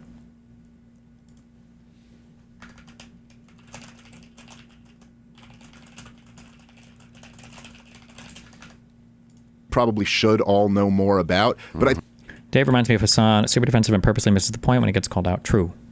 Or what it's pushing, and it's an interesting thing that we probably should all know more about, but I think there's a danger when you're to just classify everything as, well, the algorithm pushes this and doesn't push this. It's like, it could also be that some ideas are just resonating more and some ideas are more popular than others. Wow, really? I'm so curious if he's ever given this take for it. Now, maybe he has, but if he has given this take before, this is the only time I have ever heard a conservative honestly say, yeah, sometimes the algorithm pushes shit that I don't like, but it might just be more popular. I've never heard a conservative give that take before. There's always algorithm rigging that's going on to make some viewpoints more popular than others. Their ideas, and there's probably both of those things are at work in that dynamic. Sure. But I also think that something like the reason why, say, talking about Ukrainian corruption is more interesting in a lot of ways than talking about Russian corruption is obviously because, like, well, one of these countries is an enemy and the other one is one that we're sending tens of billions of dollars to. Oh my God. And so, yes, debating on between Zelensky and the weapons companies, I don't know. He says he only got $70 billion of it, but we've... See, like, he doesn't even know the facts of the difference between, like, actual weapons sent versus, like, cash sent. Like, you've been out here debating this topic for how long? You don't even know the basic fucking fact? You don't even know the common talking points? Like, it's just unbelievable. Closer to 170, so whatever. But... The point is that, obviously, if there is a country that we are propping up, funding, arming, and they're corrupt, I would say my starting point would always be to be more concerned with that corruption than an enemy country, which it's almost kind of a given is a corrupt country. Like, I don't know. Agree. I'm sure there are fringe... Really? It's a given that an enemy to the United States is going to be more corrupt? Is that... So you agree that most U.S. foreign policy is not against people that are... he might actually agree, I don't know, but... of the right who might say, like, Vladimir Putin's some great guy or something like that. But that is... I really do not think that is the argument that most people who are critical of Biden's policy are making. Sure. I mean, I think one of the interesting things that happens in this is the old cliche of losing the wood for the trees. It just happens an awful lot, and it's the nature of the old news cycle, let alone the current one, the social media era. Actually, I remember that. So I don't go back to World War II. But let me just very quickly. I remember this debate with Pat Buchanan when he was debating much more learned historians on the subject of the origins of World War II. And the whole thing got lost in all of this sort of mad puzzle of views about iron ore production in the Bavarian forest and this sort of thing. And I remember that everyone was all over the place, and the moderator turned to the historian Andrew Roberts and said, Andrew Roberts, why did World War II begin? And he said, World War II began because Hitler invaded Poland. And those moments come along quite often at the moment, which is, yes, there's an awful lot of very interesting things to look into. There's a lot of very interesting things going on which we should all be able to talk about and do talk about. But sometimes you have to remember the origin causes of things as well, and you have to stick to keeping that in mind. Yeah, well, I think that a lot agree of people are pretty bad at the moment of keeping that in mind. Mm-hmm. Like, you can concede Ukrainian corruption, you can concede all sorts of things, and still not lose sight of the thing of, if Russia rolls tanks into neighboring countries, it can't be allowed. Oh, well, listen. What do you want? Acnologia from Fairy Tale. But I was watching, well, I'm like 3 hours behind, and I was... Oh my God. Clip that you watched on the progressive guy dating the conservative guy or whatever, on, I guess, misandry versus misogyny. I don't know. I think I was curious what your thoughts on this. I feel as though a good way to kind of prevent people from feeling attacked when they hear this conversation, they hear progressives say their progressive shit, is to frame the conversation and ask, like, okay, well, before we talk about any of these societal issues, can we say, how many men do we feel like out of every 10 men, how many men do you feel like this applies to? So then you have at least the same. Because I think if, like, let's say me and you were to have this conversation and you were to say maybe 1 in 10 men, and then you say every single progressive, talking point that generally applies to men, I would probably feel a lot more inclined to agree with you, or at least give credence to your point of view. Whereas I feel like, generally speaking, people think that the conversation is more like, oh, we're talking about like half of men or every man. But that I just think that no one is ever kind of willing to say, okay, well, while these are pervasive issues that impact a lot of women, it's not most men that are responsible for this, or it's not even half of men that are committing these, horrible acts against women, that are treating women like their property, that have these, Andrew Tate-esque views of women.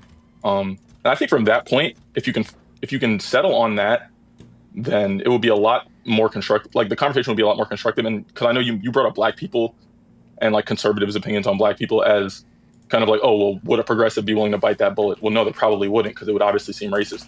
It's like conservatives, if a conservative, every time they gave a take on Black people, they were to say something. Got it. Okay, qualify more? Okay, I'll keep that in mind. We're watching something totally different right now, but thank you. Okay, I love you. Thank you so much. Take care. Appreciate it. Okay, so on that, I think we have an area of agreement, and I do think, like, even while I much prefer the path that Donald Trump is pursuing to the path that Joe Biden pursued when it comes to the really, please debate him. Please go into the weeds on every conspiracy. Please, Douglas Murray, you can do this. Please, God, please do it. Please call him out. Please challenge him. Please. What do you prefer right now? What has Donald Trump done better? Please, God. That Donald Trump is pursuing to the path that Joe Biden pursued when it comes to the war in Ukraine. And of course, this is, Donald Trump's thing, is once you piss him off, he's going to call you every bad nickname that there is. But when he sometimes when you don't piss him off. Well, sure. But when he's epic, dude. So epic. I believe he said that. Wait, hold on. Somebody said there is a video of Dave Smith crying about the algorithm. And it's a big when, that's 3 years ago during COVID. That's a huge thing. That he's not on anymore. But do you feel like your ideas are not receiving the amplification that they would if you were, kind of a left-wing progressive? I mean, that's hard to know, kind of like a counterfactual, I don't know exactly what my views would receive one way or the other. I mean, you could quite possibly make an argument that if I were a left-winger, my ideas would be amplified more. Or if I was a Trump supporter. I mean, if I just jumped all in with Trump in 2016, I think I probably could have increased my audience by quite a bit, because a lot of people did that and increased their audience by a lot. By the way, I don't know if I would consider myself a right-leaning libertarian, but I'm not offended by it. Like, that's fine if that's what, someone considers me. My Facebook group, I had a private group for subscriber supporting listeners of my podcast, and that got kicked off Facebook. So that was the most that How did that happen? Yeah, I mean, that's awful. Like, what were... Okay, I'm not listening to this, but he's not talking about algorithm amplifications. Like, he's talking about picking up more fans by appealing to more people here. So this is... That Zelensky started the war, yes, or something like that, which is like, okay, all right, that's a little. Sometimes when you don't piss him off. Well, sure, but when he said the like, Danes come to mind. I believe he said that Zelensky started the war, yes, or something like that, which is like, okay, all right, that's a little bit ridiculous. He said Zelensky started the war and that Zelensky was the dictator. Yes, okay, all right. Notice how Joe doesn't know that. He said that, but he knows every single thing Kamala said about trans, DEI shit, right? Oh, fucking whatever. So Trump said that? Yes, but it was after Zelensky pissed him off. Zelensky started the war? Yeah, but really? This is how Donald Trump is. Love him or hate him, for better or for worse. And look at how these like two clowns have to drag each other along. Like, Rogan didn't know that, and that's probably a little bit too far, too past the pale for him to defend, beyond the pale for him to defend. But now, like, Dave Smith has to tell him why it was okay. This is like cult 101 shit, right? Yeah, he did say that. Oh, no, I know it sounds crazy, but like, let me explain why. It's because if you piss him off, he says some crazy shit. We know he's not super serious, and it's, oh my God. Donald Trump, it's like, if he feels that you disrespected him or came at him, he's going to be 10 times more vicious to you. By the way, this happened 2 weeks before the disastrous Oval Office meeting. Yeah. And I wrote the next day the cover in the New York Post, which was a big picture of Vladimir Putin with the headline, "This is a dictator." Just, again, as I say, not to lose track in all of the melee, not to lose track of the basic facts. Well, look, I will say this, as somebody who is, I'm very anti-war, broadly speaking. Oh my God, he's so cringe. God, he's so cringe. And I do agree with you that we should be able to have conversations about all the things that led up to the war and all the different, blunders that were made, and also still recognize that Vladimir Putin invaded a country and is responsible for, at least hundreds of thousands of people dying. But we should be able to talk about how it was also our fault. Scott Horton, who I always try to promote on here, he just wrote this book called Provoked. I think it's the best book that's been written on the history leading up to the war between. It basically takes you from the collapse of the Soviet Union up to the war in Ukraine. And even in that book, the book is called Provoked. And the argument is that Western policy was very provocative toward Vladimir Putin, and there were a lot of off-ramps that could have been explored and should have been explored. But he has an entire chapter. Wait, name a couple. What are a couple off-ramps that could have stopped 2014 from happening? Or from 2014 to 2022? What are the off-ramps? Book where he is saying, like, look, Putin had a lot of other options. He didn't have to do this. It's not as if any of that justifies his invasion. And so I do agree with you that whenever we're talking about a war, particularly a war of aggression, that should always be in the front of people's minds. I mean, you can criticize, I would say, I think I'm consistent on this across the board. You can criticize lots of things about the insurgency in Iraq, certainly. But you should remember that George W. Bush invaded the country when he shouldn't have, and based off lies. So I say that when my government does it, I'll say it when the Russian government does it also. So brave. That being said, there's a very strong argument that there were many policies that the U.S., NATO and Europe. Scott Horton is the guy who was on the Anna Pierce panel, just nonstop saying every Russian talking point. Oh, okay. Well, but mostly the U.S. pursued that were just almost provocative. Like if you wanted to come to this inevitable conflict, this would have been the policy to pursue to give you the best chance to end up one there. of the, I was with a British. I don't know if Murray's giving him too much credit or if he just doesn't want to get into it or whatever, but Murray should push him. They should dive into all. Murray can do it. I've heard him talk about these things. He knows enough to have this conversation. I wish he would just dive into it. Okay, let's go. Military friend recently, and somebody asked, what does the fog of war mean?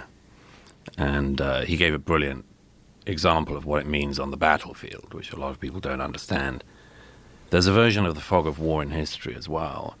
The great Czech writer Milan Kundera had this beautiful phrase in a book of his from the 90s called Testaments Betrayed, where he said, the odd thing about mankind is, he said, we walk through life in a fog, and we stumble along a path, and we create the path as we stumble along it.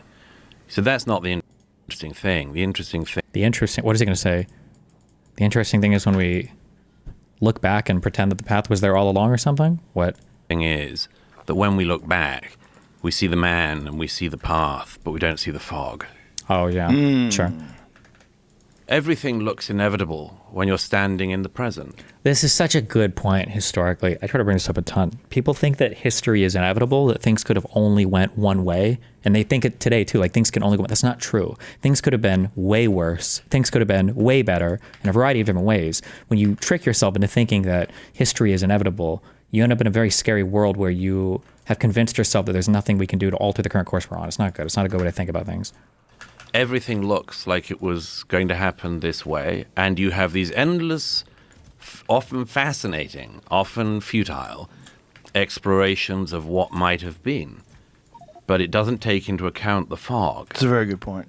And the fog... This is one of the huge things relating to COVID. It's so funny. People look back and they're like, obviously, we shouldn't have closed schools. Obviously, we shouldn't have had lockdowns. Like, obviously, we should. It's like, bro, what are you... Bro, at the time, literally, people were wearing masks in their fucking car outside. No one had any fucking idea what to expect from this. It's great now, as we've seen how everything's turned out, that you think that, it wasn't as deadly as people worried it would have been, which is true, it wasn't. But, like, we didn't know that at the time. What the fuck? Of Russia, after the fall of the Soviet Union, was pretty considerable. The efforts in the 1990s to bring them into a more obvious part of the international order failed. And my own view has always been that, in part, we missed an opportunity to pay a kind of civilizational respect to the Russians, which they deserved. But also throughout the period that people now say there are all of these off-ramps, and now so many people claim that NATO went around the region desperately trying to provoke the Russians into some kind of war, or inevitably leading them that way because of NATO expansionism. They never take into account what was, in my memory and experience, very clear, which was NATO didn't go around recruiting. People begged to join NATO. People were, remember, you can't force somebody into NATO. They have to ask to join. And then every country in NATO has to agree to allow them in, right? People bet, please God, don't let me get bullied by the Soviets anymore. And not only were people begging, the reason why we accepted countries in bulk is because if you let just one in, their neighbors would fucking hate you and hate them. How are you going to let Lithuania in and leave us two behind? You can't just let them in. You have to let all of us. What the fuck? People were begging to get into NATO. And the realist perspective is we should have said no because Russia could bully you. Well, look what happened to the people that joined. They don't get bullied by Russia. Fuck you. Fuck that perspective. People came to NATO. Countries came to NATO wanting to join, precisely because they feared the aggression that Ukrainians have suffered since February 2022, and indeed before. I was in Georgia just after the 2008 war began, the country, not the state. Always has to be confirmed, otherwise people are like, what? Right. Who invaded Georgia? We attacked Georgia. They're bastards. But I was in the country of Georgia, and Putin had tried to invade them and had seized South Ossetia and Abkhazia. And they were desperate to join NATO. In fact, they're desperate to join the European Union. I rather frivolously said to a Georgian friend, if you want, we can swap. You can take our British membership of the EU. But in the NATO thing, they were desperate for it. And they were desperate for it precisely for the reason that many of the Ukrainians were desperate for it, which was only way to stop Putin expansionism. So, in the whole fog of the post-Soviet era, that is one of the many things that gets left out of the conversation. And by the way, Putin's actions in February 2022 and since, all he's done is provoke two new countries to join NATO, and his borders with NATO have grown. True. That's true. Finland and Sweden wanted to join. And the only reason Finland and Sweden wanted to join was because they too are scared. It's a heck of a thing to get the Swedish to join. But we never blame Russia. No, Russia has no agency. Just like the Palestinians, we never blame the other side. It's always the evil West. It's always the goofy United States. In a military alliance, it doesn't come easy to them. It doesn't come natural. And these countries joined because, like Georgia, like Ukraine, they desperately feared Putinist expansionism. And they weren't wrong. Okay, but I get... Please read Lex Friedman's title for his episode with Dave Smith yesterday. Not an expert, by the way. Jesus, we sound Lex's show again? This guy makes the rounds so much. Dave Smith, Israel, Ukraine, Epstein, Mossad, conspiracies and anti-Semitism. Oh, he's just a random dude coming on to randomly talk about these topics. Jesus Christ. He's just a random guy. Dave Smith responds to Douglas Murray on Israel. Oh, shit. Wait, do you think this was filmed before or after the Joe Rogan episode? I wonder if he had more heat for him here in this conversation where I interviewed Douglas Murray recently. He just wrote a book on Israel and Hamas called On Democracies and Death Cults. He makes what I think is a strong pro-Israel case, focusing on Hamas as an evil organization, evil for its corrupt leadership, who's essentially stealing money from the Palestinian people and allocating the money that is there towards terrorist and militaristic operations versus like building up Gaza. Can you steel man the case for and then against this perspective? Sort of centering, we've been talking about the people, about centering around Hamas, which is like this extremist religious organization. The perspective being like they need to be, as you mentioned before, eliminated before any progress can be made. Okay, so if I were to steel man... eliminated before any progress can be made. Okay, so if I were to steel man Douglas Murray's case, I would say, well, I guess the case is right. Look, Hamas is a fanatical death cult, essentially, which I do think is a fair description of them. There is. I don't want to listen to this whole fucking thing. And in fact, I was just listening the other day to this Murray Rothbard speech from like the early 90s, and he was talking about how there's something where there was like a camera crew interviewed like a Chinese family under like a real deal Chinese communism. I believe it was before Mao Zedong died, and they were like they were just saying all this crazy shit to the camera. Like they were like, would you rather your sons are like healthy and live good lives, or would you rather they suffer but be loyal obedience to the state? And they were like, we'd rather they be obedient to the state, and blah blah blah, all these things. And Murray Rothbard was saying he saw this interview, and he was talking to his friend. He was, oh my god, this is horrible. Like it's hopeless. These people's minds have been warped. And then he was talking to his friend who's like a China expert who had been there, and he was like, no, they're not. That's what they say when the cameras are around. As soon as the cameras go, like so anyway, I'm just making the point there that like there is like. Look, even in the situation with Israel and Gaza, specifically Gaza, not even the West Bank, when Douglas Murray case of the death cults, and that a fundamental part of this process, Hamas needs to be eliminated. Okay, I'm not listening to this thing. Get your point. first off, the war in Georgia in 2008 actually came, what was it, 2 or 3? Oh my God, he's going to say it came because Georgia was flirting with the concept of NATO membership. That's what he's going to say. He's going to say Russia only invaded Georgia because because Bush mentioned possibly rolling Georgia into NATO. That's what he's going to say. I've never heard him. I don't know all the Georgia conspiracy talking points. I've never looked at them, but I know he's going to say this. 3 months after the Bucharest summit, where NATO announced that Georgia and Ukraine would be entering NATO. They didn't say they would be entering. They just said that they could create like membership paths for them, and it was a possibility to consider in the future, and neither country would qualify right now. He is. It's always, God, it's such bullshit, dude. So just making that point that the NATO aspirations came first. But listen, I don't think you're wrong. I don't think anybody is ever implying that like we've expanded NATO through force and that the countries who were joining, or at least the governments of the countries who were joining, didn't want it. Although in the case of Ukraine, there's a great piece in the Washington Post about this in 2006, where joining NATO was actually very unpopular, and there was a lot done, and largely because they just didn't want to take on the headache of the conflict that this might provoke. But the question I think isn't that it might provoke. What, that if they join NATO, we'd be at war with Russia? What the fuck are you talking about?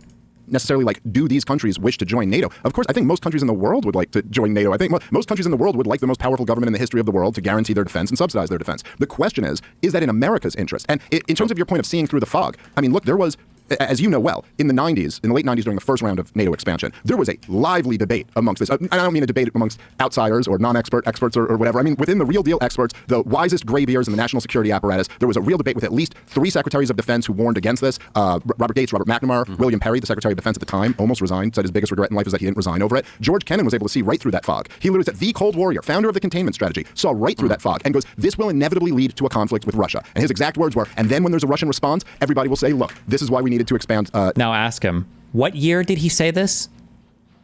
What year was this prediction? Because predicting things in 96 you don't get any credit for that. Like, wow, there's going to be conflict at some point in the future. Okay. Well, that's crazy because there were multiple rounds where multiple countries in each round joined NATO, and it didn't provoke any Russian response. It's almost like the Russian response in 2014 had nothing to do with NATO and was very specifically about a president from Ukraine being ousted. It's almost like there wasn't like a particular NATO action at all involved there, but we can ignore that. Please, Murray. NATO. But the point here is, okay, even within that deep debate, which there were lively debates about, even the people who were on the pro-expansionist side of things, like Henry Kissinger, even he said Ukraine would have to be a special arrangement. Ukraine will not come into NATO because obviously that's leading to a war with Russia. And so I don't think it's unreasonable, and I think this is a fair thing that we should do in all conflicts, is like to have, as Mearsheimer puts it, to have strategic empathy. To say like, hey, listen, let's reasonably place ourselves in the other person's shoes and say, how would we react if somebody was expanding their military alliance that is explicitly anti-us and is bringing it up to our borders and now is explicitly anti-us? No, but we're not attacking Russia, right? It's a defensive alliance. We don't attack Russia. We never have. We probably never will, hopefully. Like what? Like, there is no comparison. America doesn't bully its neighbors. Not yet. Maybe under Trump that'll change. The same way that Russia bullies its neighbors. That's why this analogy has never held any water. It doesn't make any sense. For years and years and years, saying that we are going to bring your largest neighbor, where you have very important strategic interests from your point of view, into our military alliance. And you are saying over and over again, this is our brightest red line. Do not do this. And then they keep flirting with doing... Who said that's their brightest red line? So they were okay with the Baltics joining? Because there's borders there. They were okay with Turkey joining? Like, what do you... And you are saying over and over again... Like, that's not what happened. Nobody can counter this talking point. What provoked Russia to attack? It had nothing to do with NATO. What was the NATO country that just joined NATO and then Russia attacked? That didn't happen. That wasn't a thing. That's not what happened. Is our brightest red line. Do not do this. And then they keep flirting with doing this over and over. Yes. Then they back a street push that overthrows the government there. Don't you think... And then the lie. There's the Newland call. Bring up the Newland call. They back this up. Those protests were lasting for a fucking year. You yourself said that Ukraine was one of the most corrupt countries in Europe. It's not surprising that the people there would be protesting. What are you talking about? Do not do this. And then they keep flirting with doing this over and over. Then they back a street push that overthrows the government there. Don't you think maybe that would be a provocation? First of all, 2 things. If you want that strategic empathy that Mearsheimer, I'm not an admirer of. Thank you. But if you want to my God, he's so based. This guy is so based. Holy fuck. You can do it the other way around as well, surely. Yeah. He does everything. I love this guy. I don't even care. Okay, I'll give him 2 major policy faults now. He's allowed to have 2 major policy faults. The realist arguments always go one way, period, right? They always say, well, of course Russia's going to invade. They're a major power. Oh, well, what do you think the United States is going to do then? Well, the United States should have a little bit of strategic empathy for Russia, and they should realize, wait, excuse me, why can't the United States be a realist? oh, Russia's trying to expand an area of influence, their sphere of influence, into a country that previously was not aligned, where they were going to align with EU and ultimately US interests. Well, shouldn't the realist perspective say that Russia should be fucking petrified because the United States of America and the rest of NATO might bring the fucking hammer down on their invasion into Ukraine, that might encourage even more NATO expansionism, which it did, that might encourage even more anti-Russian sentiment across Europe, which it did, that might encourage even more hostilities, maybe even worldwide, maybe even threaten Russia's relations with China and Brazil, which it kind of did, right? But that's never considered. It's the same game they play with Trump.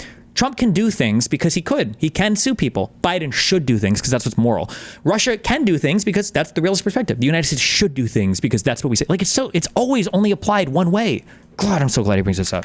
God, I hate this. First of all, two things. If you want that strategic empathy that I'm not an admirer of, but if you want to do that, you can do it the other way around as well, surely. Yeah. I mean, do the same thing with the Ukrainians. Yeah. Do the Absolutely, same thing yes. with the Latvians and others. Yeah, but I would never, Douglas, but my response to you was never, I can't understand why the Latvians or the Lithuanians would want to be in NATO. I understand, right, yes. Right. And I can understand why Russia thought that Ukrainian membership of NATO was a red line. I can understand that. But that wasn't why Putin invaded in 2022. Oh, thank you. That's not why he invaded in 2020 or 2014. That's bullshit. Yes. And I think there's an oddity, if I can say so. Maybe this particularly comes across on the libertarian bisexual side. Not libertarian, conservative. Dave Smith is not a libertarian. He's just a conservative. Just call them conservatives. That's what they are. Don't pretend that they're libertarians. They're not. But I think there's an oddity of the... Let the record show him a happily married heterosexual man. They all say that. I think there's an oddity that sometimes particularly happens on the libertarian side, which is a presumption that things only really happen in the world because we make them so. And, Russia invades Ukraine because of American policy in Eastern Europe post-1989, 1990. Something happens in the Middle East because of American policy. And I think it's a very blinkered and parochial view of things, because my experience in countries around the world is that there's a heck of a lot going on that America is frankly not really involved in. Well, that's certainly a straw man of my position. I'm not saying that America is... But what I'm saying is, it is very, in fact, it's partly, since you very kindly raised the issue, Joe. Your book? It's one of the things Democracies and death cults. It's one of the things I find very interesting about this with democracies, which is that it's one of the things in the nature of a liberal democracy that because we have the right to air our opinion, because we have the right to criticize our government and much more, we end up doing all of that. And there is a misapprehension people can come to, I don't know if you do, but they can come to, which is effectively we are the only force that causes action in the world. True. And there's a reason for that, which is that it's such an Americentric view of the world as well, that like, why did Russia invade? Oh, it was always because of the United States. It's because of what we did. It's because of what we said. It's that Russia's like its own ass country that does its own ass things for its own ass reasons, right? Like, what do you think every single thing in the fucking world happens just because the US is doing something? Have, thank God, a say in how liberal democracies are run and how we're governed. And we can chew over all of the disagreements that we have. But when a liberal democracy comes against a kind of rock, like a death cult, a totalitarian regime, a dictatorship, like Russia or the Iranian revolutionary government, there's always this temptation to say, to focus our attention on our own side, because we can't do a darn thing about the other one. It's a version of, the great late Senator Daniel Patrick Moynihan said when he was ambassador to the UN. He had this great rule, it's sort of known among those who know about it as Moynihan's rule, which is he said if you sit at the UN Human Rights Council, or any of these bodies, you would come away with the belief that the most abused people with the fewest rights in the world are the Palestinians? Live in America. Oh, okay, or the Americans, okay. True. And other Western liberal societies. Okay. And he came, because we're the ones that talk about it. If there's one incident of racism in America, well, the whole world knows about it. Everyone reads it. There'll be protests everywhere. If there's one incident of racism in North Korea, it's not going to make any news. And then you have on top of that the fact that the way in which despotisms and death cults and dictatorships work, the information just doesn't come out. They don't report it. This is also a really good point as well. The only reason we can talk about a lot like Deir Yassin or some of the Israeli atrocities or Plan D, the only reason we know about that is because Israel is a liberal democracy, as much as people in the Western world hate to admit it. It is a liberal democracy, and the archives are made available for historians to go through and research and publish that information. You don't have access to Syrian fucking archives, to Egyptian archives, to Jordanian archives, to the archives of any of these other states around Israel that have been doing more. So, of course, it's so easy to fixate on things that we might say Israel's done bad. And rightfully so, we should point those out. But people pretend it only ever goes one way, and they never really acknowledge that only one side ever really releases information about this stuff. And Moynihan's rule ended up being that it's an interesting point. He said that his rule by the end of his time at the UN was that the number of human rights violations that occur in a country are happen in inversely exactly inverse proportion to the numbers of claims of human rights reported, violations. Because only the countries which care about it and which such things can be aired in are the ones that ever going to report get it out. But the point of Moynihan's law and the warning of it is, be careful not to come away with the mistaken idea that the freest and most liberal societies are the worst. And I think there's a version of Moynihan's law that applies, whether it's to the Middle East, to Ukraine and Russia, which is we come away with this, people may come away with the impression that the bad things in the world effectively all come from here. And there is quite a lot to be said for some of that, but there's not everything to be said. Much of the world runs on a dynamic and a dynamo, which you can't do a darn thing about, other than to try to understand it. Yeah, okay, so I mean, again, I certainly... I kind of agree with that. There is truth to a lot of that, and I think that is a fascinating kind of dynamic where there is something about kind of like, I noticed this even just with my own kids. Like, it's like, and people, when you have kids and you raise them really, like you're really sweet to them and you don't hit them and you give them a good life, small things end up becoming huge, like things in their mind. Like, someone pushed me at the playground and it's like, whoa, this is... Whereas, like, the way I grew up, that would have just been kind of like a non-event. But anyway... I think it would be certainly incorrect to assume that everything that happens bad in the world is somehow a consequence of U.S. meddling. I also think that there's people on the other side here, maybe the people who are more neocon leaning, more war hawky leaning, they have a tendency to only focus on the bad things that everybody else does and act like our policies have no impact on this. So very specific. But then why do you let them force you into a position of mental retardation? Why not just criticize both sides then? With the Russian invasion of Ukraine, and I'll just get two bullet points on this, and we can talk about a lot of this. But look, number one, in 2008, as you well know, right, the Joe Biden CIA director, who was the CIA director for the entire war up until 2008, is Ukraine. And I'll just get two bullet points on this, and we can talk about a lot of this. But look, number one, in 2008, as you well know, right, the Joe Biden CIA director, who was the CIA director for the entire war up until... Does he mean Bush's or Obama's? Bushes? Okay. Donald Trump just came back in. He wrote the Net Means Net memo to Condoleezza Rice, a private cable to the then Secretary of State when he was ambassador to Russia, to let her know that this flirting with bringing Ukraine into NATO is going to end up in a war. And by the way, the Russians don't want to do it. His words exactly. If you keep pushing with this, the Russians are going to have to make a decision that they don't want to make, which is whether they intervene or not. And number two, Stoltenberg, I might be butchering that again, but the head of NATO, he himself said that Vladimir Putin sent him a draft treaty in late 2021 and said, look, if you just put into writing that you will not bring Ukraine into NATO, I won't invade. Now, if you want to argue that... where's the real... Also, that's funny. Yeah, he's laughing because what a joke fucking statement. Because all the same arguments that you cucks are making right now about, World War III and escalation would be the exact same arguments you make now to prevent us from helping Ukraine if Russia did invade. You also had your Budapest memorandums already happened.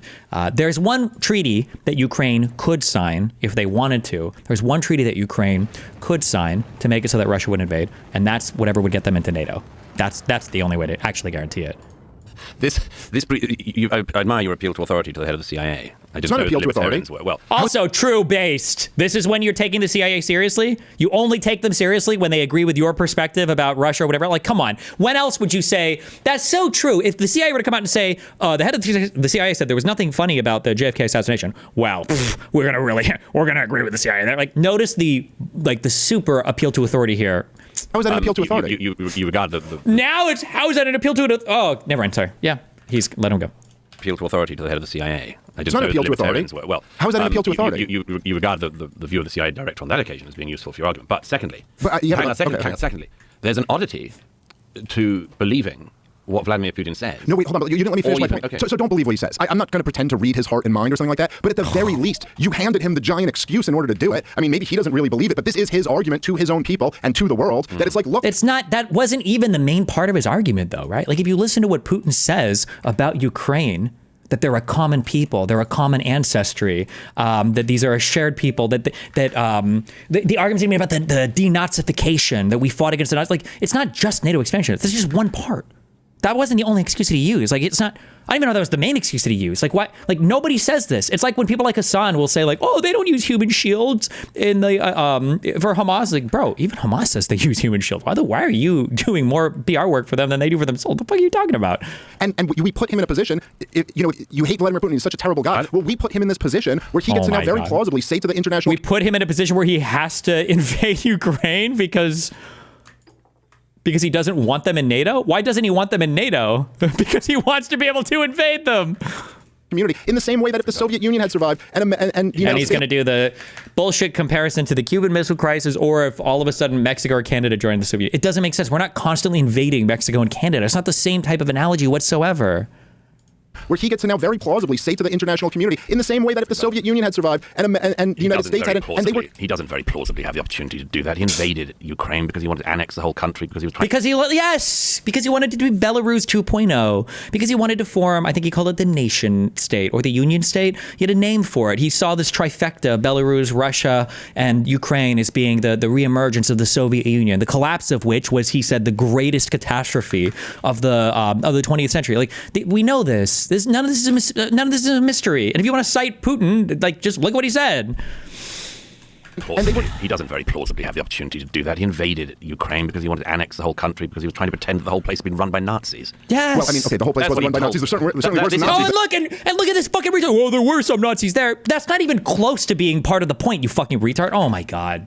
Is what he told the Russian people. Yes. Thank you. Yes. You can lie an awful lot when you're a dictator, and you have the ability not just to run all of the media, but to kill your political opponents. I mean, you can do an awful lot. Sure. None of this. I just got back from Ukraine again the other week, and it's so weird. I saw the Oval Office meeting as it happened from a trench in the front line between the Russian and Ukrainian positions in the east of the country.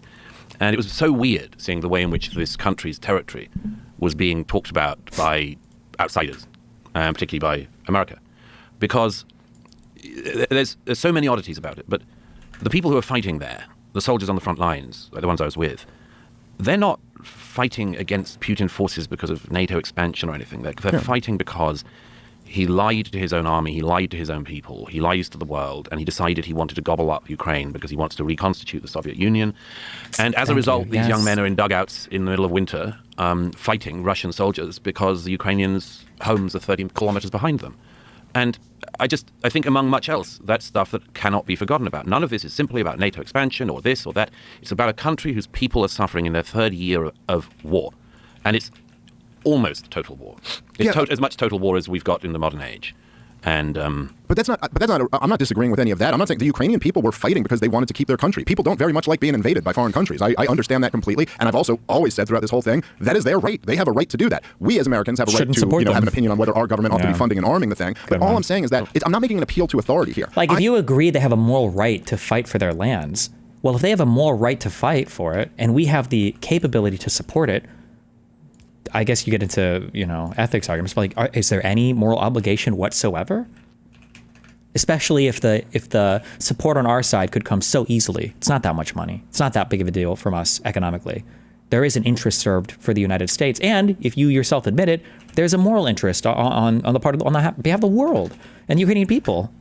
I'm just saying that you have the top people in the Russian government all unanimously saying, like, this is our red line. You keep flirting with NATO expansion. No one was saying that, though. Who are you citing here? Nobody. That wasn't the given reason. That's not what they were saying all the time. This is just a fantasy that exists in your delusional mind. You hate the United States, or you hate all our foreign policy. Into Ukraine. And then you have all the people at the top of NATO and at the top of the U.S. government admitting it, too. Well, and going like, this is the whole beef. So why is it like these two things aren't mutually exclusive? No, they aren't. But I mean, they weren't going to expand NATO to Ukraine. Well, they kept flirting with it, and you know this. The Ukrainians wanted membership, and it was very unwise whenever anyone from the rest of the West even flirted with it. Didn't Kamala Harris openly say that NATO was going to join? Yeah, shortly before Ukraine was going to join NATO. Yeah. Oh, Joe Rogan's still here. I never saw her as the Kissinger of our era. Agreed. No, there's some area of agreement. He's the guy. Well, obviously, that guy's the future. But it is still the vice president of the United States of America. And it's not just... Again, that's not why Putin invaded. But well, you can assert that. He invaded because of the thing he's dreamt of since falling down to the Soviet Union. Do you know how he dreams? We know a lot from what he said and what he's done since the fall of the Soviet Union and his statements, certainly very early on in his presidency. Right, but if he does have a red line and you violate that red line, is that because he's following his dreams, or it's because what red line was violated?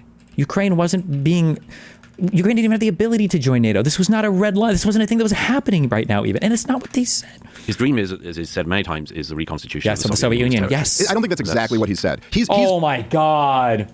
Alluded many times to like how great the Soviet Union was and what a tragedy it is that it collapsed and things like that. But regardless, something we can agree is a fiction on his part. I mean, I think the Soviet Union collapsing is one of the greatest things that's ever happened in the history of the world. One of the most evil regimes, if not the most evil result of American action. Sure, there were a lot of factors in there. But throw in some pro-American views. I will certainly concede that us luring them into Afghanistan played a huge role in weakening the Soviet Union. It came with the minor little price tag of 9/11. But okay, that's the Soviet Union did not fall just because of Afghanistan. No, I didn't say. I said it played a role. I didn't say it was just because of Afghanistan. No, stationing of European troops. Also because communism as an economic model just doesn't work, and it was a disaster, and it was destined to collapse. Like all centrally planned, totally socialist economies are destined for bad results. Except for Trump. Destined in that because in my experience, things that don't work can go on an awfully long time. Well, look, the Soviet Union went on an awfully long time. I mean, it was. I thought when I went to North Korea some years ago, that couldn't go on for much longer, and on it goes. Yeah, no. So fair point there, but certainly it's going to be, it's a much different dynamic for a communist country like North Korea, who is a relatively small and not expansionist, whereas the Soviet Union was trying to maintain an empire, which is a much tougher thing to do. Look, the United States of America is going broke trying to do it, so it was pretty tough for them to do. All I'm saying here is that, like, if the dynamic, again, it's not just that, like, first off, in 2008 at the Bucharest Summit, we announced we were doing it. And we didn't give them a map plan, but we announced they are coming into NATO over and over, not just the Kamala Harris comment, over and over and over again through the years. People at the highest level of the U.S. government asserted that this is going to happen, that it's a matter of time. And then 2014, this was a major provocation toward the Russians, that we backed this street protest against the democratically elected government there. That's again, it's tricky because the Maidan protests were genuine students in the center of the city who were uprising against a corrupt government. I'm not even arguing with that. Ukraine's a and that again, it's the people of Ukraine, like other countries, and they do have agency beyond what Washington. Yeah, I'm not claiming any of those people don't have agency. I'm just claiming that Washington poured $100 million into the thing and sent our politicians over there. I'm sorry, what? This is a new conspiracy that I haven't heard before. Was that like the totality of aid going to Ukraine at the time for like food or something was $100 million, and he's saying that was all used to back the protests? What is this conspiracy? I haven't even heard this one before. Our politicians openly saying we're on your side. You have the backing of America. Look, I know, but historically, America has liked to be on the side of people who desire freedom over autocracy. When it's convenient, not so much when it's not. Well, yeah, not in Saudi Arabia, not in Egypt. I'm glad you joined me in my dislike of the House of Saud. Okay, fine. But look, it does attack. I was worried for a moment there. Yeah, but it does attack your central point there. That it's like, no, I'm sorry. Like, see, this is my beef. My beef isn't ever with talking about the corruption or the evil things that other governments do. What I don't like is this whitewashing over our own corruption and the evil things that are. Who's whitewashing? It's literally all you ever fucking talk about, bro. What are you talking? You probably jerk off to fucking Soviet propaganda. Like, we talk about this constantly. Our president of the United States right now is shitting on the entire history of the United States, even attacking fucking Reagan and shit. Like, what do you mean? This is constantly being talked about. The idea that America, we have a history of just standing with the people because we love democracy so much. No. Nobody's had this talking. Bro, you're trapped in 1999. Or you're like trapped in fucking New York City, like in December of 2001. Who's talked like this in 2 decades? What are you talking about? We use that as an excuse when we think it's in our strategic advantage. We will overthrow democratically elected governments with no problem, which, by the way, Yanukovych was democratically elected with elections verified by the EU. But I'm not denying any of those kids had agency, and I'm sure a lot of them were protesting against their own corrupt government. But the point is that, like, look, imagine on, I think it was Jeffrey Sachs came up with this, isn't mine, but imagine on January 6th, if, like, Chinese politicians were coming over and handing out sandwiches to the rioters and saying, we have your back. Listen, we would lose our... You mean like how Russia is literally bombarding us on social media with bots constantly? One of the social media platforms owned by Elon Musk, who literally has private ownership of one of the largest news distribution social media platforms in the United States, who's literally born in another fucking country, who is literally one of the best friends of the president and has a special role in the White House. Like, what are you talking about? You don't think this happens? Or can't you go to your AIPAC talking points, how there's an Israeli lobby in the United States? Like, what are you talking about? We don't have to imagine it. There are foreign interests in the United States that lobby on behalf of their stuff legally and illegally all the fucking time. What are you talking about?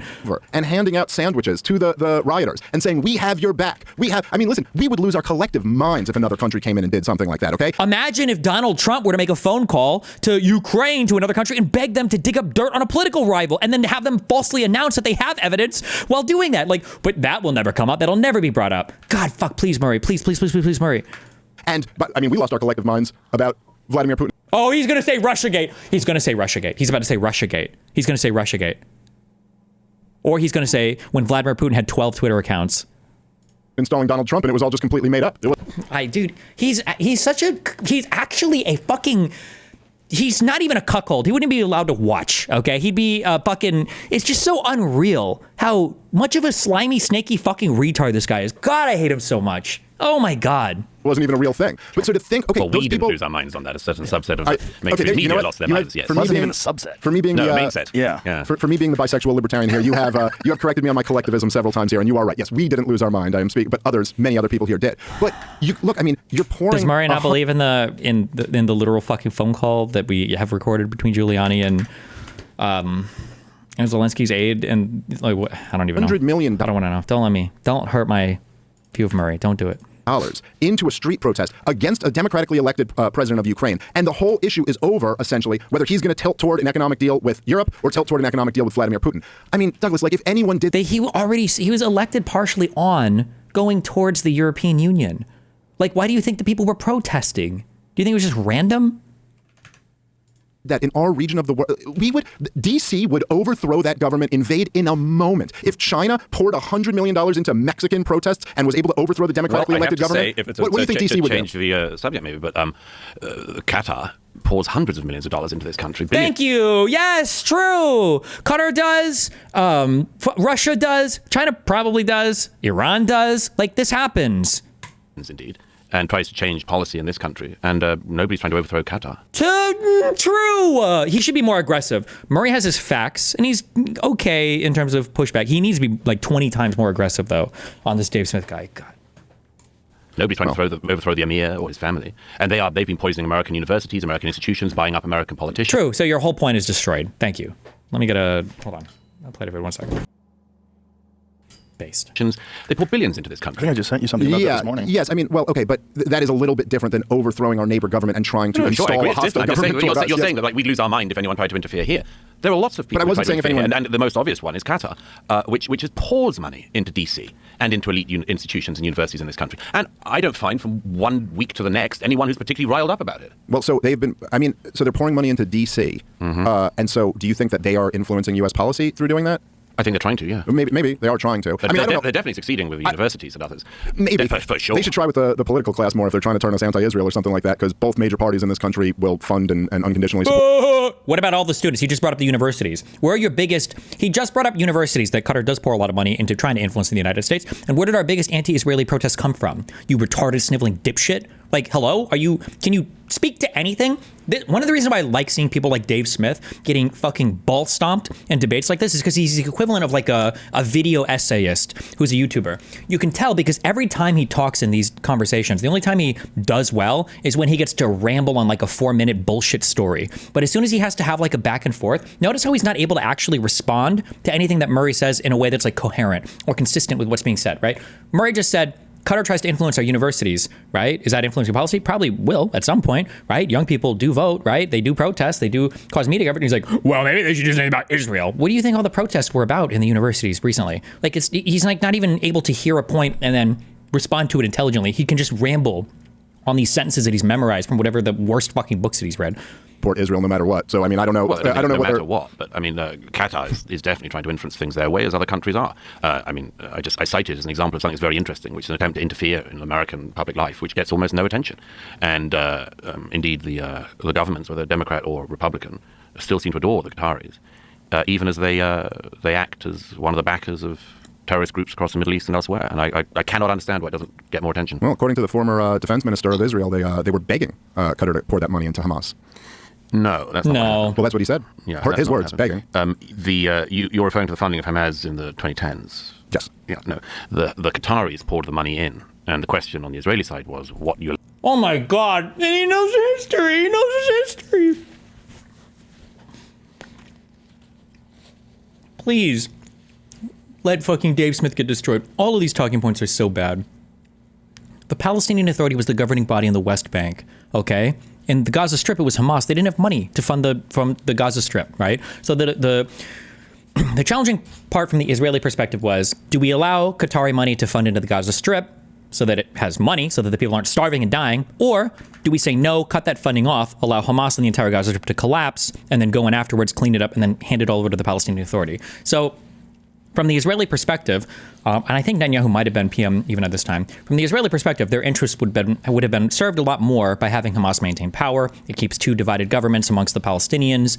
It makes sure that the Gaza Strip doesn't collapse. Now, they could have said, fuck it, we're going to cut off all funding, but that would have just accelerated the collapse of the Gaza Strip, and then it would have been another war anyway, and people like Dave Smith would still be saying it's evil and horrible. So, I mean, there's not like an easy choice here, but it wasn't that they were just like, whoa, like, we're just going to... allowed to do with funds that were going into Gaza, and the Israelis allowed the funds to go from Qatar to Gaza. I think a little bit more than that. I think when the funds dried up, Netanyahu sent the head of the Mossad in there to beg him to keep the funds going. Again, I'm not sure. It's like quoting the head of the CIA, quoting the head of the Mossad. So maybe. But maybe? That's not the evidence of the last 18 years. I mean, it's you can. Okay, so I mean, I guess I think I'm allowed to quote powerful people when they admit what they're doing. I mean, it's kind of like I know, but again, I mean, it's just an interesting thing because again, it's a discipline about this, which is, do I only quote powerful people when they say the odd thing that I agree with? Yep. Or do I simultaneously distrust all powerful people? It's just an interesting rhetorical. Well, no, I mean, I think that obviously, like, I don't blindly trust anyone in the political class or the media class for that matter either. Then he should ask, when do you decide when to trust them? But when they admit things that are like very against their interest. That's such a childlike view of how to view things. Like, well, when it's against their interest. Did the person say this while they were part of the Mossad, or was it after they left? Were they selling books? Like, I mean, like, there's a million other things to consider besides, well, they just won't admit things against their interest. Like, to admit and kind of give away the whole game that now they're pretending doesn't Are you sure? Are you sure whether it's the acknowledging. CIA or Mossad that it isn't just if they say something that you happen to want to be the case? Well, this is kind of like saying if I were to on trial and I were to, like, I'm the prosecution and I'd enter into evidence a written confession by the defendant, and you go, well, are you only entering this in because this kind of goes along with your case? Like, I suppose we're all guilty of having these incentives to some degree, but I do think it's a relevant detail that the former defense secretary admitted this. And by the way, Netanyahu's admitted this, Ehud Barak has admitted this. They admitted that they allowed funds to go from Qatar to Hamas because Hamas was governing the Gaza. For the reason of preventing the establishment of a Palestinian state. No, that was not the case. That is what Netanyahu said. That is what Ehud Barak said. It's all up and down. There's one recording of Netanyahu saying something along those lines. But look, I mean, we should get onto it. I could read you the quotes from Ehud Barak as well. No, I know. It's all of them have talked about it. The situation. Let's get onto it. The situation there, and the war of the last 18 months now, more than 18 months in the Middle East, is a result not of that, but of Hamas deciding to start another war with Israel and trying to annihilate their neighbor. But you don't think if they were being propped up by Israel, that has nothing to do with They were not being propped up by Israel. The reason why Hamas were in power, as you know, much against the interests of the Israelis, was that they were voted into power after the Israelis withdrew from Gaza in 2005. Condoleezza Rice and other American statesfolk insisted that the Palestinians should have elections straight after the Israeli withdrawal. They had elections, perhaps unwisely, and Hamas won, and then didn't have another election again, and ruled the Gaza for 18 years until they finally got the great fruit of their labors on the 7th of October 2023, and went around southern Israel massacring everyone they could, including young people at a dance party, and then caused in turn the destruction of the place that they were meant to be governing. It's the whole thing is a great tragedy, and all of it is at the feet of Hamas. I certainly agree with you that it's a great tragedy, and I do, I think it's. When you accuse me of using the quotes that kind of, back up what I believe, I think it's very convenient here to remove all responsibility from the Israelis. Like, even if I'm telling you that you have these quotes, I mean, I'm not talking about fringe figures. We could read through the list of people who have admitted what the strategy was with them funding Hamas and propping them up. Just a real quick thing. People that are really eager to prove to you something with a quote have never studied history formally or informally or anything. They have no understanding of anything. You would never, ever accept a single quote as proof of what somebody's trying to do. Like, I could quote you George Bush talking about how Iraq is a war for freedom of the Iraqis, and you would laugh in my fucking face, right? The idea that I can give you single quotes to explain the mindset of an entire government, an entire administration, an entire people is a fucking joke. You have to be able to have a more sophisticated, contextualized conversation. The quotes can be a part of, I guess, rather than just like machine gunning out 2 or 3, pre-memorized quotes in order to try to prove a point. But hold on, let me just say, so if you're going to tell me Israel props up this terrorist organization in order to kill the peace process, in order to make sure that the international community gives them a no one, by the way, Smotrich, right, the finance minister, okay, he's on record saying, look, Hamas is an asset. The Palestinian Authority, they're the liability. Hamas is an asset because then we can tell the international community, well, look, what do you want us to do? There's a terrorist organization here. We can't do business with them. And then even Ehud Barak admitted like this was also so that liberal Israelis, if it was the Palestinian Authority, they'd be like, hey, we should make a deal with them. But since it's Hamas, they can't. Okay, so if Israel props up this terrorist organization and then as a response to them committing a horrific act of terrorism, decides to level the entire place and just slaughter women and children in large numbers. It didn't decide to do that, and it didn't do that. But yeah, it didn't level the place. Gaza hasn't been destroyed. Gaza is pretty leveled by now. Yeah, but it did not go in to level the place like that. No. Okay, they went in and leveled the place, but that wasn't their intention. Let's just go back to the beginning if we can. Sure. Because it's important. Since you're interested in the question of the Palestinian state, the Palestinians were given another state in 2005 when every single Jew was removed from the Gaza by the IDF and when even the graves of Israelis in Gaza were dug up and taken into the rest of Israel. Of all of the what-ifs of Palestinian Arab history, the era since 2005 should be one of the great what-ifs, which is what if the American taxpayers' money that was poured into Gaza, the European Union taxpayer money that was poured into Gaza, had been used by a government in Gaza to build a state that lived side by side with their Israeli neighbors and flourished. And it's not like the money wasn't there. It's not like there wasn't the international will. Ismail Haniyeh and the other leaders of Hamas used that money, as you know, to make themselves billionaires and to buy themselves and their kids condos in Qatar and to live extremely well. whilst withholding the money from the Palestinian people, whilst building their network of tunnels throughout Gaza, and building an infrastructure of terror. And that's what they did with 18 years in Gaza. And of all of the what-ifs, just consider that that one was in their hands. The Israelis did not make them vote in Hamas. The Israelis would not want a terrorist entity that wants to annihilate the state of Israel, that is there on their doorstep, constantly firing rockets, starting wars every few years. Why would the Israelis want a group there that means that if you're living in towns like Sderot or Ashkelon or Ashdod, your children grow up all the time knowing that they might have to go to the bomb shelters, and that's during peacetime? Well, according to them, the reason they want it there is because then it kills the peace process, and then you have no one to negotiate with certificate, and that then you can keep your eyes on building up settlements in the West Bank. There are, as now, many people to negotiate with. Mahmoud Abbas. The question that Murray should ask is, why is it that Hamas remaining in the Gaza Strip would make it impossible to negotiate with the Palestinian people? And make Dave Smith answer that question. He won't be able to. Baz may be, I don't know as the joke goes, currently in something like his 20th year of his first 4-year term as head of the Palestinian Authority. But Mahmoud Abbas is there in Ramallah. The compounds of the Palestinian Authority, which I've been to many times in Ramallah, are there. They run their portions of the West Bank. They could be there to negotiate with at any moment. The Israelis have said they want to negotiate with them at any moment and come to the deal. In fact, Netanyahu, you're so fond of quoting, said again before this war began that he would come to the table with no red lines to begin with to start another negotiation with the Palestinian Authority. But let's just get back to this thing, because this is so crucial. I am so startled by the post-October the 7th world. Murray's too much of a Zionist for me. I don't know if he was just giving a counter quote to argue, but there's no world where Netanyahu would have engaged collectively with the Palestinians in making some kind of like permanent deal for peace. That would never happen. But I don't know if he's just counter quoting there to say, well, if you want to have quotes, here's a quote, you know. Not just in Israel and Gaza and everywhere where I spent most of the last 18 months, but in what's happening here in the United States of America. It blows my mind, much of the response here, and the desire to leap over the first victims of this and go on to all of the proximate causes, theoretical causes, what-ifs, and so on. I was, as I described in the opening of this book, I was in New York on the 7th of October, and I woke up and started seeing what was happening and discovered that later that day already there were plans to organize a protest in Times Square. And what was the protest in Times Square? Massive protest in support of Hamas, as the massacre was still going on. And one of the things I just cannot get out of my head is, why in the last 18 months, when Hamas did what they did, have so many people made excuses for them, or decided to side with them, or deny their actions, or excuse their actions? Why do you think that is? Same thing with Russia. Several very, very big things. One is, I think people wanted to ignore Marxism. the nature of the atrocity because it was so appalling that it went against much of their narrative. True. I was at a reunion of one of the survivors of the Nova Party on one occasion, and he said to me, what would you do if this had happened in your country? And I thought, well, it hasn't happened at this scale, but something like it has happened. The Ariana Grande arena bombing in Manchester in 2017. Not based. What race was she at the time? I'm just kidding. Okay, hold on. Let me get a drink of water. 1 sec. Ooh. The Bataclan massacre in Paris in 2015, the Pulse nightclub shooting in 2015. But all of these occasions when young people were murdered for being at a pop concert or a nightclub, the world's attention, the world's empathy, the world's sympathy went to the victims. Only in the case of the young Israelis dancing in the early hours of the morning on October the 7th, 2023, do the victims become victimized again and not believed.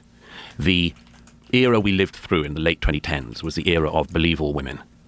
And of all the Israeli women who were raped that morning, much of the international community does not want to listen to them at all, and certainly doesn't want to believe them. Yeah, true. And there are many reasons. One, at the most fundamental level, is that I think a part of a generation that's coming up has been told there is something especially wicked about Israel, that there is something especially wicked about Israel's existence and its actions and its people, and it means that when their people are burned alive in their homes, they deserve or it. raped at a music festival and shot in the head, they are uniquely undeserving of sympathy. True. And I think that people have been indoctrinated by very bad actors into this, and as a result have excused atrocities, or make excuses for them, make excuses for the people who do them. I think, in addition, it plays to some of the darkest things of the regional mind, as well as the international mind. The aims of Hamas, their stated aims, include the annihilation of the Jewish people. And October the 7th, they had their best go at doing that. And the fact that in a decision between whether or not you're on the side of the people who want to dance and live in peace with their neighbors, or whether you're on the side of the people who want to rampage through a dance party bar in the early morning, macheteing at people, I find it amazing that there are so many people who don't know which side they're on. But there are a lot of reasons for that. But one of the foremost reasons is the fact that the state of Israel has been uniquely libeled, has been uniquely lied about. Its history has been uniquely lied about. It has been uniquely put under an international spotlight and then misrepresented in a way which I cannot think of many other countries in the world that have been treated that way. And there are deep reasons for it and shallow reasons for it. The deep reasons include some of the most ancient bigotries of the human heart, and the shallow reasons are people who don't know what the hell they're talking about. Oppressor. Oh, okay. All right. Uh-oh.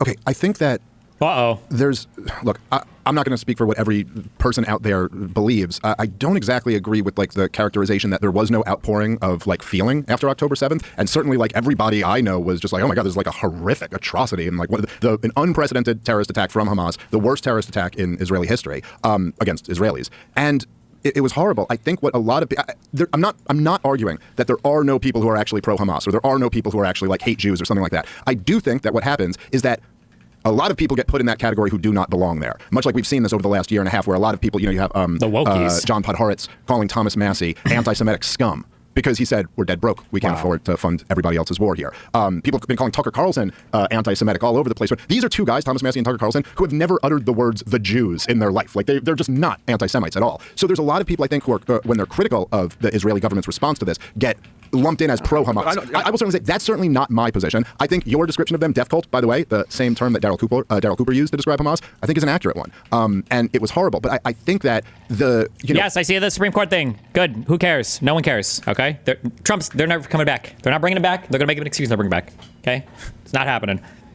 I think that your characterization, first of all, that they gave the Palestinians a state in 2005 is just wrong. I just think that is not at all an accurate way to describe the disengagement, which we could get into more if you want to. But first of all, I would just point out that if the two-state solution was achieved, I assume you're arguing it was taken away after that. You're not still arguing that the Palestinians have a state, or are you saying they have had a state since 2005? They were given a state in Gaza. And when was it taken away?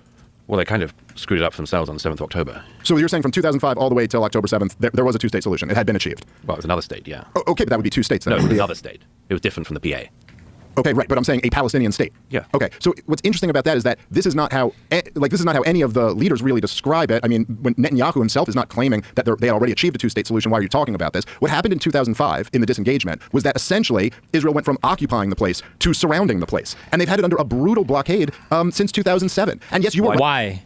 They never talk about why the blockade happened. What happened? Why? Why do you think? Why do you? Thank you, Murray. Ask him. Yes. Blockade was brutal by any means. You don't think the blockade of Gaza was brutal? I mean, how brutal do you think the Egyptians are?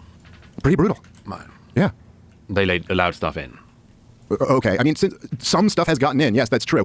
More than some stuff. Okay. More than some stuff. Okay. I'll say this, right? Because there's been different levels. How did they get the concrete to build all of those fucking tunnels? If the blockade is that brutal. I'm just curious. I just want to hear an answer to that. Where did that concrete come from? Do they just invent it in the Gaza Strip? Can they mine it from the Mediterranean? Where does that come from? Levels of blockade, even before 2007, going back. I know in 1996, they had like a pretty strong blockade that year. According to the World Bank, it contracted 40% of the GDP of Gaza. So just for reference, the Great Depression was a 30% contraction. This was in 1996. For 1 year, they gave them something worse than our Great Depression. Why would you even compare the financial states and outcomes? Like, what is this comparison at all? What? Okay. That was just 1 year. From 2007 on, there's been a blockade of that country. You don't think that's kept the country poor? Why do you think there's a blockade of any kind? Ooh, there we go. Why is there a blockade? Well, I mean, the argument from Israel would be... No, why do you think?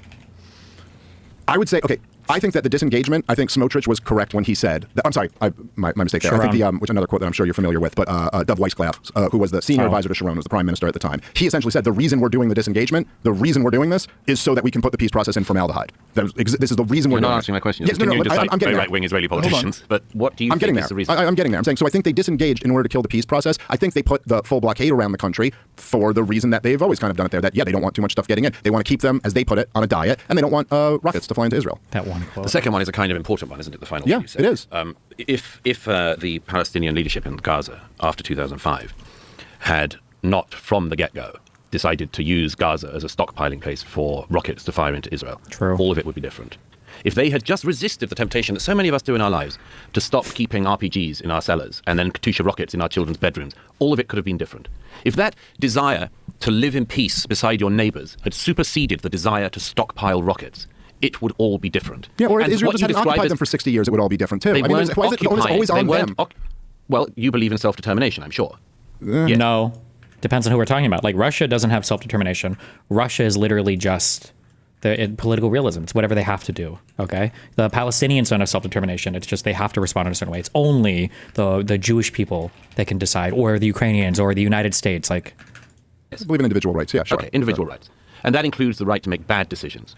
Yes. The Palestinians in Gaza, when they voted in Hamas, made a very bad decision. Yeah, of course. And Douglas, in the years, hang yes. on. And in the years after that, they made bad decision after bad decision. It was a very bad decision to continually fire thousands of rockets into Israel. It was a very bad decision to use what boats came in early on and to use the smuggling networks from Egypt, not to bring in supplies you could actually build a thriving society with, but to bring in rockets. It was a very bad idea. No, there was not starvation in Gaza after 2005. No, there was no deficit of goods coming in. I've been plenty of times. There was no deficit? No, there are no plenty goods were kept out. There are plenty. How many? Have you been to the crossing points? No. When were you last there at all? I've never been. You've never been? Well, am I not allowed to talk about it now? I've never been to. Have you ever been to Nazi Germany? Are you allowed to have feelings about them? You can't time travel, but you Well, can. right. But you can travel. Okay, but so what? So what's the point? Like, No, okay, I find that lots very- of people have been there and agree with me, and lots of people have been there and agree with you. Yeah, but so if I don't you're know going to what spend a year and a half talking about a place, you should at least do the courtesy of visiting it. All right. I just think this is a non-argument. You don't but think? Okay. No, I think it's a non-argument. But if you're an expert, Well, you have to go and touch the ground. No, to I be able think to you talk have to. about See, I think it's a good idea to see stuff, particularly if you Okay. spend a career talking about something. Yes, I have a journalistic rule of trying never to talk about a country even in passing unless I've at least been there. Okay. It's Well, a that's sort of not- normal. It's a normal thing to do. You're talking about. Hang on. You're talking about crossing points, and not only have you never been to a crossing point in either Egypt or in Israel, but you've never even been to the region. Okay. Again, I think this is a non-argument. Hang on, I don't no, understand. it's not a non-argument. Yeah, it is. It's not a non-argument. If you're insisting that you're an expert of some kind, or not claiming you're an expert, but still talking about it, about the provisions going into Gaza or not, if you've never seen any of this going on. So you're not That's allowed to amazing speak about me. things that you've read about. You can only speak about things that you've seen with your own eyes. You can oh, talk. he's getting a little broed real hard here. I actually totally disagree with Murray's argument here. I think there is absolutely value in traveling to places and seeing things for sure. And there's a unique perspective that you can get by going there, but it doesn't necessarily invalidate your opinion on a given place. And there are things you can learn from reading everything. Although Douglas Murray wasn't he like a war correspondent or something for a long time? He probably has extra strong feelings about this particular thing, given his background, if that's the case, you know. There is something to be said though for it's because if he was that and he was a journalist, like this is what we talk about when we say like journalists, there is some level of gatekeeping that's probably good, right? Like your correspondents from certain countries they're correspondents because they're corresponding from there. It is good to have people that are on the ground or that have been there that can give you like an experience like literally from there. There's value in that. Talk about what you want, as you're proving. But that is a different matter from spending an awfully long amount of time talking about an issue in a region you haven't even had the courtesy to visit, whilst developing all of these views about it. I mean, now I slightly get an idea of where you're coming from. Ooh, uh-oh. You've read about this blockade, and so you imagine that that's what it is. I imagine you've read all the people who say that Gaza was a concentration camp, and you probably think that too. Am I right? I mean, again, literally a concentration camp. It shares a lot of similarities, I would think. Wow. Well, as I say, you can't time travel Let's go back to the back to the Nazi block. era. Let's but go back. And he can't even, and the thing is, he doesn't really need to go there, but he doesn't even know the arguments because Dave Smith is a fucking hack who he's smarter than all the other hacks because he has actually read. He just chooses to read stupid things like conspiracy books. That's the issue with Dave Smith. He has the capacity to be a smart guy because he's at least willing to read, but he just reads the worst fucking material. The reason why you can say that the Gaza Strip is a form of a kind of like a concentration camp, I think it's a loaded word to use, obviously, but people like to use loaded words for Israel, is the fact that you're trapped there. The fact that you have no future, the fact that your entire life is going to be confined to a small beach forever, that half the people there have never seen, have traveled more than 15 kilometers from where they were born, right? This is why it's referred to as a concentration camp, is the lack of freedom or opportunity. As an American, you should express that and be sympathetic towards that, or empathetic towards that more than anything else. Not just because of the living conditions there. It's not because they're starving. That's not true. It's not because of the lack of jobs or the unemployment or the destitute poverty. It's because of the lack of freedom and self-determination, right? I would think. Wow.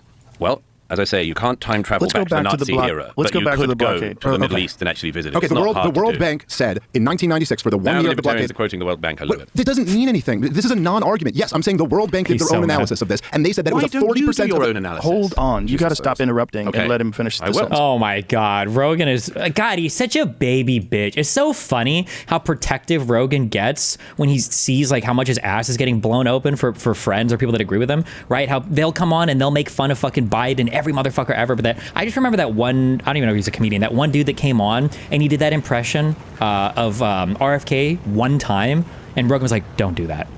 Don't do that on my show. We don't make fun of RFK here." It's like, bro, get the fuck out of here, you pussy ass bitch. Oh my God. The World Bank said that 40% drop in the GDP of 1 year due to the blockade. And there's been a blockade from 2007 on. So are you saying that this hasn't had an economic effect? Is that the argument? No, of course. Why are we arguing about the GDP of the Gaza Strip? Is that what we think is the most relevant part of this disagreement here? It'll have an economic effect. So you're saying you have to be on the ground and do an audit of the blockade No, in order to be able to I comment think on you it? should at least know what it is, what the territory is, what the situation is in the region. Yes, absolutely. And the only way Absolutely. to do that is to be there in person. I think that's the best way. It's not the only way, but it's the best way, for sure. For sure.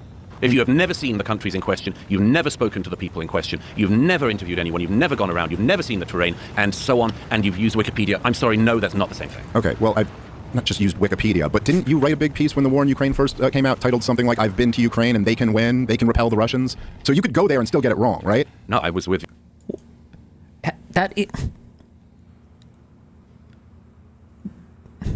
Not only was that a non sequitur, it was even a stupid point, even if that would have been responsive.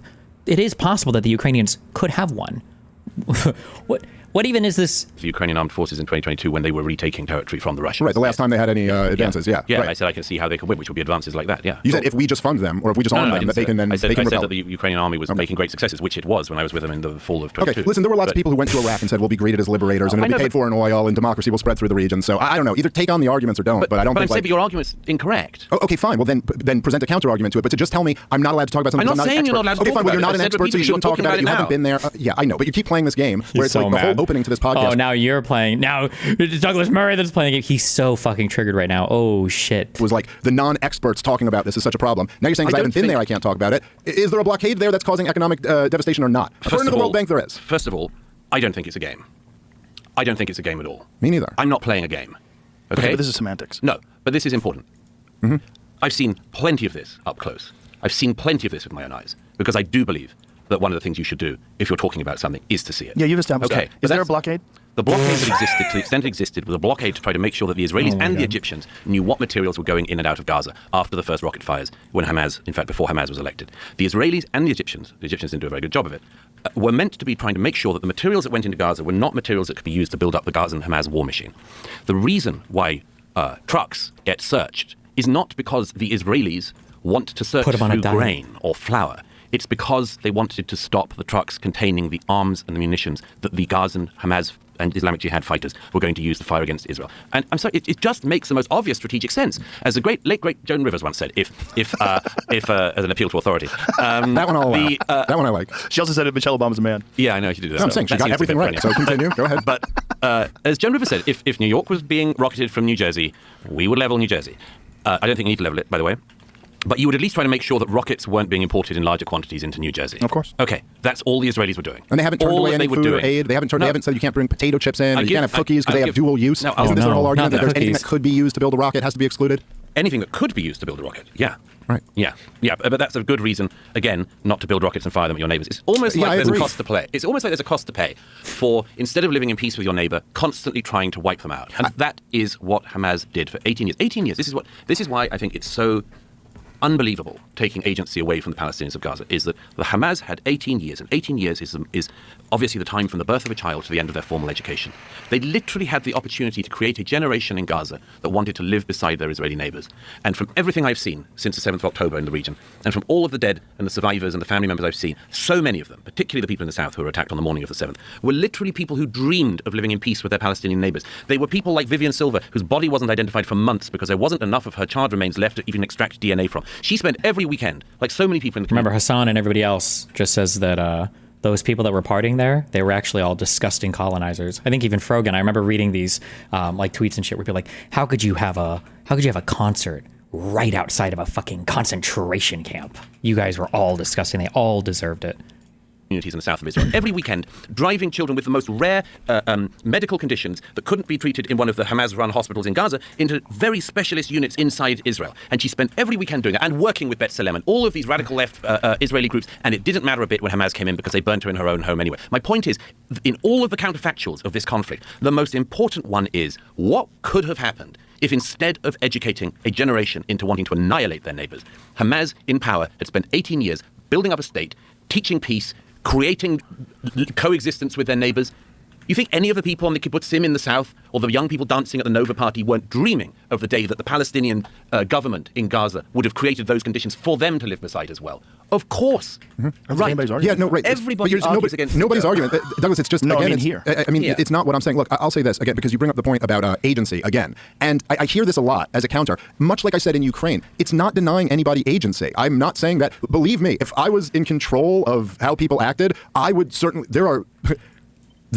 Palestinians could have handled things much better, and there are different points where we probably all would agree that we wish they had done it this way and not this way. And I think that embracing, for those Palestinians who embrace terrorism, which was pretty early on. I mean, Israel and Palestine have been at war since the existence of Israel, really. And I know it's convenient to kind of pretend October 7th was like the first thing, but actually there's a long history here. I'm not denying any of them agency. The problem is that I see it as like you only seem to focus on the agency of one side. And then, if you want to talk about counterfactuals, I think the most interesting counterfactual, well, maybe I'll give you two. Number one would be Chaim Weizmann, who was essentially supposed to be the David Ben-Gurion. Like, he was in line as like the number one ranking Zionist. This is pre the creation of the State of Israel, who urged all of the Zionist militias to not embrace terrorism. And he ended up losing that battle ultimately. In many ways, this is how terrorism was introduced. He was the first president of the state. David Ben-Gurion was. I was saying Chaim Weizmann. Yes. And he basically ended up losing his position to... Ben-Gurion was not the president, he was the prime minister. Not that matters, but... David Ben-Gurion, because they just wanted to be more hardcore. And by the way, the Ergon and the Lehi and the Haganah, they openly embraced terrorism to drive out an occupying force. This is literally the story of the creation of the State of Israel. The Palestinians fell into a Haganah did not really embrace terrorism as much. The Irgun and the Lehi kind of did more, and that's why they were kind of like kicked to the curb after the State of Israel was formed, and then all of it kind of formed the IDF, but okay. Terrible, tragic. Also, I think the reason why, remember, timelines are important. When people were saying things like we shouldn't embrace terrorism and we should be chill, like a lot of these statements were made prior to Arabs all declaring war on the Yishuv, on the pre-Israeli people, and then the people living there being like, oh, well, I guess everybody's going to try to kill us, so obviously we have to engage in war. Like, this is fucked. Not to say one side is right or wrong, but like these statements and the reactions to them just don't come out of anywhere. I would call this anti-Semitism, actually. Fuck it. I would just call this anti-Semitic. I would call it anti-Semitic because it's so lazy. And also fuck Jews, especially because right now Netanyahu's triggering the fuck out of me. So I don't even like Jewish people right now, okay? But if your statement is, one guy said we should try peace, and the other guy said we should just do constant terrorism, and your take is all of the Jewish people there were like, we love terrorism. Why? The fuck? Like, I don't even think... Like, who would you even accuse of doing this ordinarily? Like, if somebody said this about Arabs, you would call this... They'd say Islamophobic, but or you would say like it's anti-Arab. You would say like if you said this about any other group of people, they had the option to do peace, but for some reason, all of them just chose to be terrorists. That's kind of a weird take. There was no reason why. There was not a reaction to any other kind of condition of the rally. What was going on there? This is literally the story of the creation of the State of Israel. The Palestinians fell into a terrible, tragic mistake early on. And I'm saying, listen, I reject terrorism as we all should, just because killing innocent people is wrong. I'd like to get to that a little bit more in a second, because it's interesting that we haven't really gotten into what I think is a great humanitarian crisis here. But they were following, I think in some ways they were very influenced by the Algerian model, that they were like, hey, look, we could listen, there's a lot of groups, whether it's... Which Algerian model? Well, driving the French out. Right, so the first Algerian war. Yes, but look, I mean, there's a lot of these scenarios where we look back at Nelson Mandela, for example. Nelson Mandela was not imprisoned because he was, making picket signs. I mean, there have been people who have embraced violence as a means to achieve a policy end, including comparing the ANC that had an explicit policy of trying to target government infrastructure and whose, I want to say the civilian death count of the ANC was like in the double digits. To compare those to Hamas is such an unfathomably fucking retarded thing. Like, it's such a stupid comparison. It's so dumb. It's so dumb. The early Zionist settlers, including the Israeli government, including the U.S. government, and lots of governments around the world, the tragic, tragic mistake in terms of political outcome from the Palestinians is that they really just underestimated the fact that these Jews had no home to go to. This was their home. And you could drive out the French from Algeria because they go, screw it, we're going back home to France. The Jews had been so persecuted in Eastern Europe that there was no home to go. And of course, then after World War II, they were here to stay. And so of course it's been a tragedy. And of course, a lot of Palestinian actions I wish would be different. I wish Hamas didn't exist. It should be pointed out, by the way, that in 2005, you did mention that it was really part of the Bush administration's exporting democracy around the world that put pressure on them to have these elections. It should also be mentioned that Hamas did not win a majority in one single precinct. They won pluralities all around. So just saying, I don't know why anybody brings this up. It doesn't matter. Like, different people have different political systems. Like, you don't need a simple majority necessarily to win an election in every place. Like, we have, like, I don't know why we're acting like we don't understand what government is, but... Bringing up this election, half the population of Gaza today is under the age of 18. They were toddlers if they were alive in 2005. Of the other half, that maybe half of them voted in these elections, it was never a majority that supported Hamas. Like, you can say this, and it is a talking point. It's kind of an argument, but the easy counter, and Murray should just ask us immediately, like, oh, okay, that's a good point, that over half the people are under the age of 18. So are you saying if we redid elections now, do you think Hamas would lose? Hamas. They eked out a victory. And then, of course, there was an attempted coup after that, and that's when Hamas seized complete control. The coup failed. Regardless of any of that, I agree with you that, like, yeah, the Palestinians have agency, and I wish some of them had made better decisions. Now, many of them have made better decisions, and it's still resulted in nothing better happening for them and their people. And so I do find it kind of hard to, like, lecture a group of people who are going through so much, like the level of human suffering that's being inflicted on the people. Yeah, they just can't help but murder and rape everybody. Like, it's just so much. True. Okay. Of Gaza right now cannot be overstated. And so, to lecture them about how you're supposed to handle that exactly. But I will say, man, I think there's kind of this selective empathy that you have here. Like, I agree with you. Talk about these teenagers being slaughtered at a music festival on October 7th. It's like, my God, like, I have little kids. I can't, like, imagine the nightmare of this happening to somebody's children. But at the same time, we're not having this conversation on October 9th.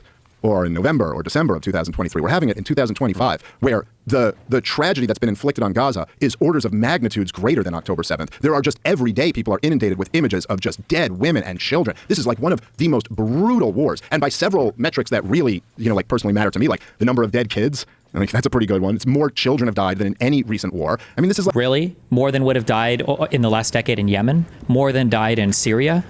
Like, what do you want to compare it to here? Are you sure about that? Like, it does. I do think there's almost like a fundamental framing bias that you get into when people have these debates, and I've had several of them, as you have also. But it seems to me that there's almost an implicit difference. Yeah, let's not even go into Africa. I don't even know the numbers. I don't know that shit. In the value that you place on Israeli life versus the value that we place on Palestinians' life. And to even, like, we've gone this far into the conversation and haven't even talked about the fact that, like, Israel has, feel however you feel. If you want to argue, I haven't been there, stuff does get through the blockade, okay, fine. This is a captive people. That Israel has dominated since at least 1967. Many of them are there because of the creation of the state of Israel, who used to live in what is now called Israel. And they are just, I mean, the amount of human suffering that's being inflicted on them, when, even as you kind of acknowledged with the George W. Bush exporting democracy, Hamas in many ways was forced on these people. In fact, we saw protests against Hamas just recently. So, I don't know, I mean, that to me seems to be the greatest human tragedy, and I think much more so than you can characterize it as people being pro-Hamas or people being anti-Semitic, but I actually think that the mass movement around the world of people who oppose this war has been that people feel really awful about all these babies and who are being slaughtered.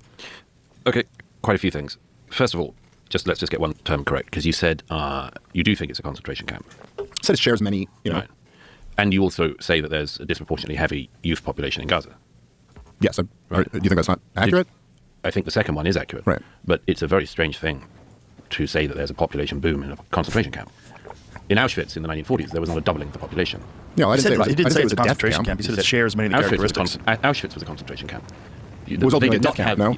Yes, it started as a concentration camp. Yes, correct. You'll notice that people were not doubling in size their number because of the children they could have in Auschwitz. Yeah, but nobody's calling it a concentration camp because it's the same as Auschwitz. Okay, but that's bullshit. People call it concentration camps because they want to invoke feelings about the Holocaust. People will try and say this thing. Oh no, I mean concentration camps can be anything. Like, that's bullshit. It's just at least tidy up the language a bit. Either you think the place is a concentration camp, or you think it's not a concentration camp, and I don't think it can be a concentration camp, or any such term is suitable when you're talking about a place which you yourself have admitted has a disproportionately young population. So that's the first thing. I don't think breeding in any way argues against. We're allied with the only democracy in the Middle East. If you want to, what about Yemen? Just stop calling yourself a democracy and we're good. But Israel is a democracy. I'm sorry. What in the Middle East is more of a democracy than Israel? I'll wait. Always reason for the dono guy. Go ahead. Tell me. Okay. I didn't call it a concentration camp either. Well, you said it has many of the same. But you asked him if it did. Yes. You asked him if it had any of the characteristics of a concentration camp. Yes, because he said earlier that it did. Okay, well, so let me be much more precise. Let me be much more precise, okay? So I'm not claiming that it is a concentration camp or that it is akin to Auschwitz. I'm saying that it's been under full blockade since 2007. Israel rules the seas, the airs, they control electricity that goes in. They're not allowed to have an airport, they're not allowed to have a seaport. They don't have the freedom to leave without permission from the Israeli government. They don't have the freedom to trade with the world. They don't have a freedom to vote over the government that rules them. I don't know, call it whatever you want to. That's the situation. All of which is a result of the election of Hamas. None of it's Israel's fault. Israel's not responsible for one of the babies that have died on the bombs that they're dropping. Let's get onto that then, because you say it's one of the most brutal wars. It's a very brutal war. It's a very brutal war. It's certainly not even, sadly, among the standards of our time by any means the most brutal. we don't need to get into the rather statistician ugly debate about whether or not you follow the Hamas government in Gaza's figures for the death counts, which most of the world's media rely on, and which I don't think are reliable to the least extent. But you don't need to rely on that to say that, even by the standards of a conflict in neighboring Syria, the highest Hamas death count inside Gaza for the appalling last year and a half is less than an average year has been for the last decade in Syria during the civil war. So the whole I mean, total far more people died in Syria. I'm not arguing that, but you're saying it's less than any year? I think there were years that were pretty... 600,000 to 800,000 people have been killed in Syria during the civil war there. And I give it as an example. There are far too many examples of wars in the region and in the wider world to go to. But I think we get once again back to the issue of language on this. It says one of the most brutal wars. It's simply obvious that it's an appalling war, but it is not, by any numerical or other standards, the most appalling war of our time. It's a war that Hamas started because they shouldn't have invaded their neighbor and they shouldn't have tried to genocide their neighbor. Now, if the war can be prosecuted, could be prosecuted, it was always for two reasons. Always for two reasons. The first one, as stated by the unanimity of Israeli politicians and others, was to retrieve the hostages, who we also haven't spoken about, but there are still hostages in Gaza held for the last 18 months by Hamas, including young Eden Alexander from New Jersey. If Hamas had not stolen the hostages... Just to be clear, the hostages were never the number one priority for the Israeli government. If you believe that, you are delusional. That's the Israeli talking point. I think that the hostages were the best side quest for the Israeli government, but the obvious goal of the war was to use this as an opportunity to severely strike against Hamas, which I don't even necessarily think is unjustified, but the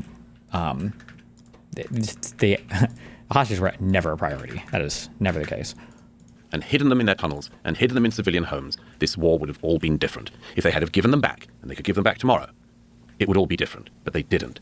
I'm pretty sure that might have even been an offer in the beginning. There's no world where, right after October 7th, we're drinking a lot of Israeli Kool-Aid. If we're saying the day after, on October 8th, okay, Hanea was like, oh boy, hold on, actually you guys rolling up a lot of tanks there. How about we just give you all the hostages back and then we're chilled? There's no world where Israeli doesn't retaliate. I can't believe that. No shot. They decided to do what they did on the 7th and to hold on to the 250 hostages as it was at the beginning, from the beginning. The second reason why the war is still being... Holding on to the hostages, though, really hurts your cause, though. So kind of unless that's your goal, I guess. Prosecuted is because of the stated aim to destroy Hamas, which is the stated aim of the Israelis. Neither of these things is remotely easy, okay? And just from a point of humility, I think, on everyone's side, we should concede none of that is easy. It is not easy to get 250 hostages back when they have been distributed across the Gaza to civilian homes, hidden in tunnels, surrounded by munitions and much more. True. Hamas is not an actor like Denmark. Its backers don't behave the way that our governments do in the West. They have a totally different time scale that they think along. They have a totally different scale of values as well. The taunts of Hezbollah's leadership, of Hamas's leadership, of their backers in Tehran are annihilationist to their core. But at any point in the last 18 months, the Qataris, for instance, or the Iranians, the Iranian Revolutionary Government, or the Turkish government or others, could have put their pressure on Hamas to return the hostages who are still being held in captivity, and everything would be different. Secondly, as you know, I'm sure, you don't have to have seen this with your own eyes to know it, as I'm sure you know, the way in which Hamas built up the structure of the Gaza throughout the 18 years that they had was precisely to flout and use every law of war against the Israelis. Every army in a conflict has certain rules of war that you're meant to abide by. One of the most obvious is that you are identified as being a combatant, not as a civilian, okay? Another is you don't put weapons in civilian houses and civilian buildings. You do not fire from houses of worship, rockets. You do not launch attacks from hospitals. You do not keep detention facilities where you can torture and disappear people inside hospitals and other medical facilities. All of these laws of war are the laws that Hamas breaks every minute of every day by their actions. So if you want to get the hostages back, and if you want to destroy Hamas, when you're fighting against a force which does not only not follow the rules of war, but uses your following of the rules of the laws of war against you, at least concede this is a highly specific and complex military operation. And if you have, or anyone else has, and I say this genuinely, a better way to get back the hostages and to destroy Hamas, I at any rate am all ears. Okay. Okay. Well, there's a lot there. So number one, like I do agree generally with your point about having some humility in these complex situations. But I would also say, like, do you not then at any point, as you're like a very well-known public figure who's supporting this war, think about the level of human suffering that is being inflicted on these innocent people and go like, man, is there another way? Maybe I'm getting this wrong. Maybe this is the Iraq War all over again. You know, which you also supported. That, like, maybe that was a big mistake. I don't need to think about it. I've seen it. Okay, I fine. know Okay. it. I describe it in my book. Okay. I describe what I see in Gaza with the Palestinians when they're moving down the humanitarian corridor. Okay, let me just respond to some of the stuff you say. Okay, so then I guess it's not really that much of humility involved in this, but there's two very different goals that are being stated here, right? Like there's the retrieving the hostages, and then there's taking out Hamas. Now, the retrieving the hostages, and actually many of the families of hostages who are taken have been some of the only people really protesting this war in Israel, because of course, you know, if you imagine, if you have your family over there and your government is leveling this place, that is not the best path to pursue to make sure you get all the hostages out alive. I would say that it fell apart. But Donald Trump having his envoy Witkoff go over there and work out this ceasefire deal that they had for a few weeks. They did get, I believe, 30 hostages back during the phase 1 of this ceasefire. Seems to me like that would be the method to pursue to try to get the hostages back. But if you're talking, that was after they had been obliterated though for a year and a half. How many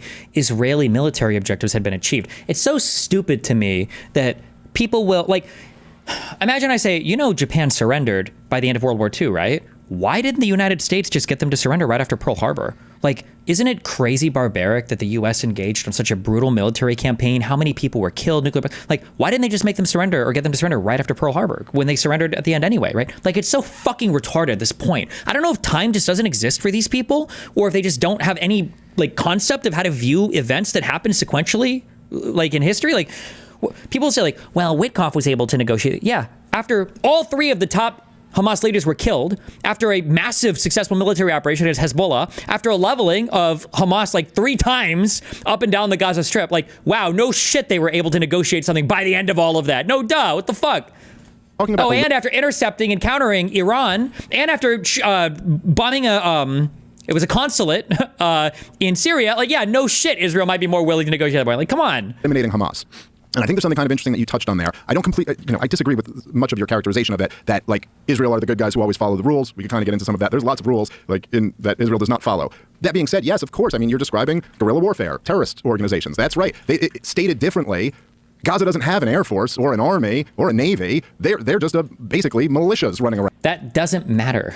Like, if you want to say that like rules of war are written for both sides to follow, just so you know, the way that Dave Smith is thinking right now is the most dangerous way to view international armed conflict. If you followed me talking about Israel in the past, well, okay, I've said this statement a billion times. I'm going to say it for 1,000,001,001 times, okay?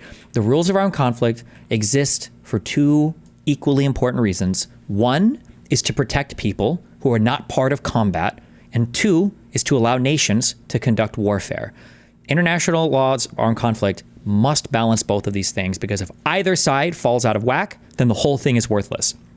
You cannot have prohibitive rules of war that preclude a nation's ability to defend itself or to conduct war, because then they just won't follow it. They'll say, oh, well, fuck, if there's no way for me to ever attack these people without me like breaking a rule, then fuck it, who cares about the rules? And then on the flip side, you can't allow people to conduct wars in ways that lead to mass civilian death and harm. It's not good. We don't want that in the world. Around terrorists who are him saying things like, well, of course they're a militia, of course they're guerrilla, they have to fight this way. If that's your argument, oh, well, in that case, Israel would just say, like, oh, well, fuck it then. We're just going to bomb this place and kill 500,000 Gazans. If you're going to say they're going to fight that way no matter what, you're not even going to criticize them, well, fuck it. Who cares then, right? An air force or an army or a navy, they're just basically militias running around, terrorists who are trying to do everything they can to fight an asymmetrical war. And just like we helped teach Osama bin Laden how to do the Soviets, and then Osama bin Laden successfully did to us. I don't believe we ever taught Osama bin Laden. I don't think that's true ever. Right? I think the CIA helped the Mujahideen fight in the Afghan war when the Soviets were trying to exercise influence. And then I think part of those people would go on to become the Al-Qaeda, but we'd never, I don't think, ever directly trained Osama bin Laden, unless there's another conspiracy book he's read that alleges that. But I don't think that was ever the case. But okay. Asymmetrical war. And just like we helped teach Osama bin Laden how to do the Soviets, and then Osama bin Laden successfully did to us. The whole game in these asymmetrical wars is to get exactly what Hamas got out of this, right? Like Osama bin Laden knew that he couldn't bankrupt the United States of America by taking down the Twin Towers, but he thought he could lure us into a war in Afghanistan that would bankrupt us. Now, it didn't completely, but it came pretty close. That being said, well, I just mean in terms of how much it drained the treasury, it was way more than any terrorist attack could have possibly done. That being said, the idea that it's not like, I don't think, morally speaking, when you're inflicting this level of suffering on a group of people, that the calculation should be like, well, we want to remove Hamas from power. That's the goal. Justice for October 7th. There's lots of governments around the world that we would, and Hamas isn't exactly a government, but there's lots of regimes around the world that we are a government. They were a government, literally, but all like to see removed, but that doesn't mean that we would approve of any means by which to get there. You know, if you were like, hey, I think Kim Jong-un's government should be dissolved, I'm sure we would all agree with that. But if you were like, I'm going to level the place and just like slaughter people in order to do it, you might be like, okay, hold on. But aside from that, this has been acknowledged at the highest levels of Israeli intelligence and U.S. intelligence that there's just no way to get rid of Hamas without it being replaced by more Hamas or Hamas-like group, because it's the basic understanding of this whole situation, right? It's General McChrystal's insurgent math. There's still Hamas people. Hamas are popping back up in the areas that Israel's already leveled. And the more innocent people you kill, the more radicalized you're going to get this population, the more these people are going to hate you and join up with the resistance movement. And so I just think that to use the justification that we're trying...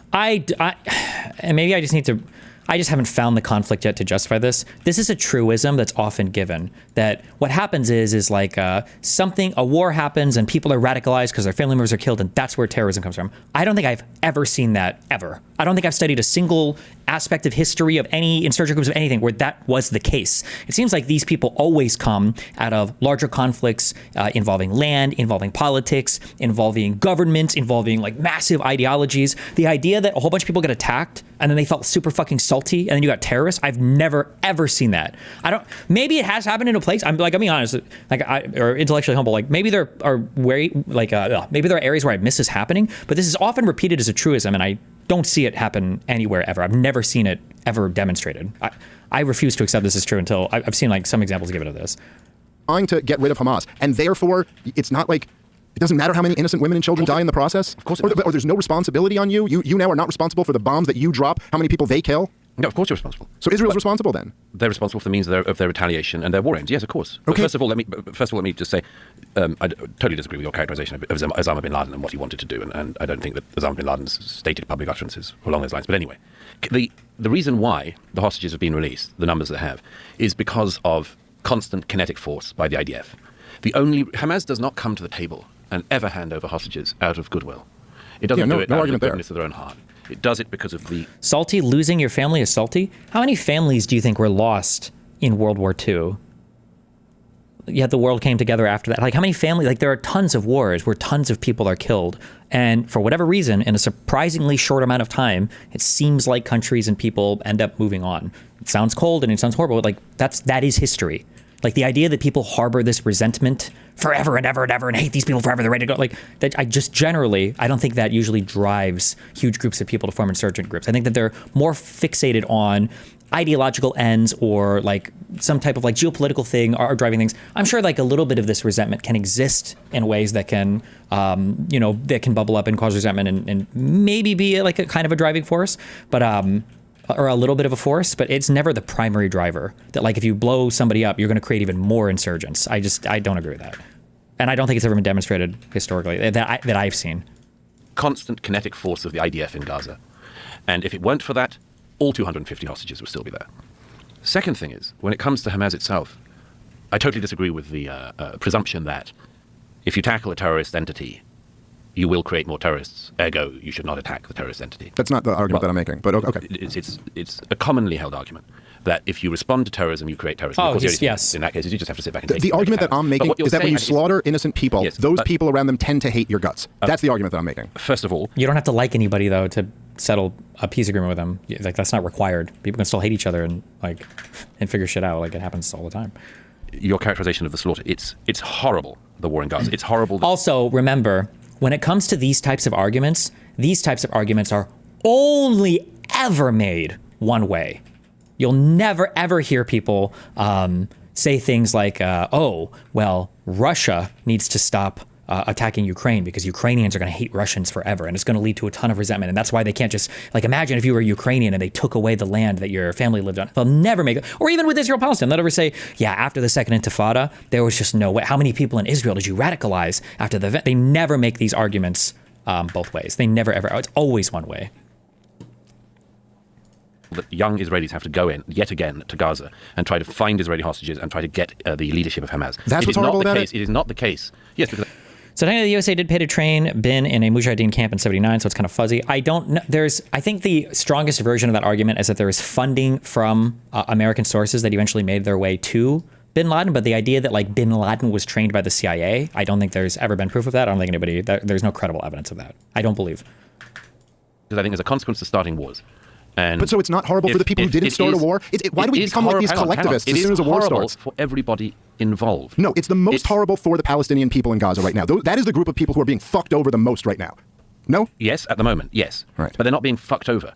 The IDF has been moving through Gaza for 18 months. No Israeli soldier I have spoken to ever wanted to go and see the Gaza again. Okay? Nobody wanted to go back. They were dragged back because of Hamas's actions. And if Hamas had acted differently or the Palestinians had voted in different people in to govern them, it would all be different. But again, that's a hypothetical. The reality of the war on the ground is that in this incredibly heavily built up area, with weaponry hidden everywhere, with soldiers, I've spoken to too many of them, they go in, you have a group of people coming out of a civilian building with their hands up, and from their midst come a bunch of Hamas terrorists firing at you in the hope that the IDF will fire back at the civilians.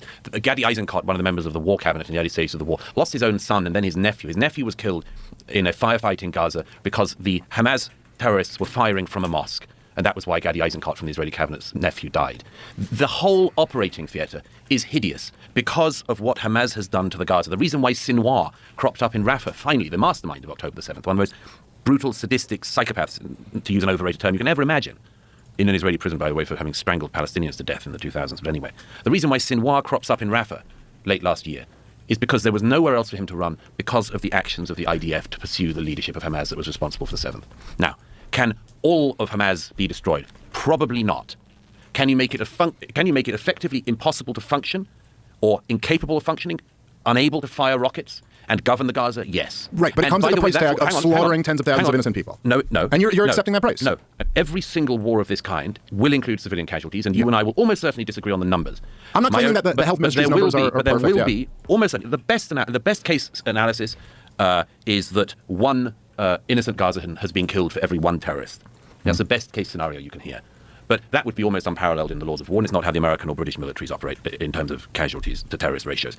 But when we had the campaign against ISIS a decade ago, after ISIS's fighters had gone and massacred people at the Bataclan Theatre in Paris and so on, we used Turkish fighters, brilliant, brave fighters from the Peshmerga militias, to work on the ground.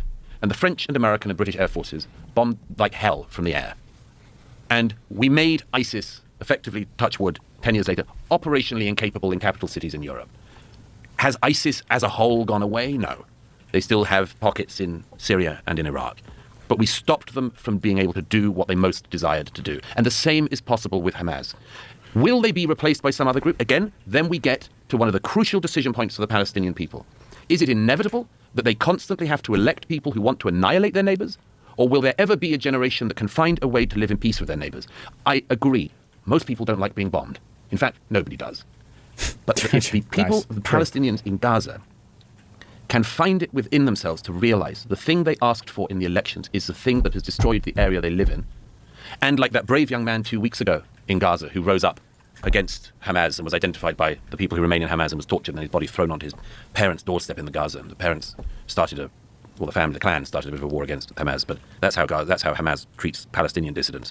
But if there were more people like that young man, and of course, as we all know, the history of totalitarian and terrorist groups running societies is they're very successful and they stay in power because they're willing to torture and use violence and much more. It's a horrible thing you have to contend with.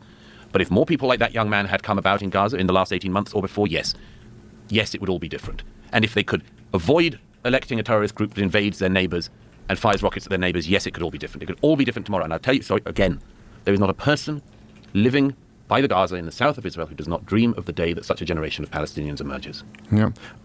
I think that okay, a few things here on Syria there, because it is true. I mean, I think so. Okay, so John Brennan and Barack Obama, the head of the CIA and of course the former president of the United States of America, had a policy of committing literal treason before they. You can tell that Dave Smith doesn't actually study any history. I realize this as I listen to him. I can tell that he's never actually studied any of these topics because he doesn't actually know any of the history of the regions, or he doesn't actually know broadly what's going on. He always has like a quote from like, this is what this guy who was the head of the CIA said. This is what this guy who was when President Bush. This is what this guy.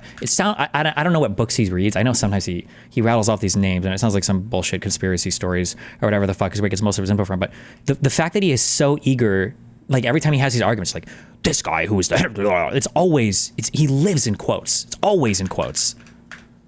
and of course the former president of the United States of America, had a policy of committing literal treason before they ended up accusing Donald Trump of treason, which was all bullshit. But they had a policy of committing literal treason by funding Al-Qaeda and ISIS in the Syrian civil war, poured billions of dollars and this is a quote that he got from somewhere, because nobody that knows anything about Syria, it's funny, Murray made fun of Wikipedia earlier, but Dave Smith could benefit from a Wikipedia gander here.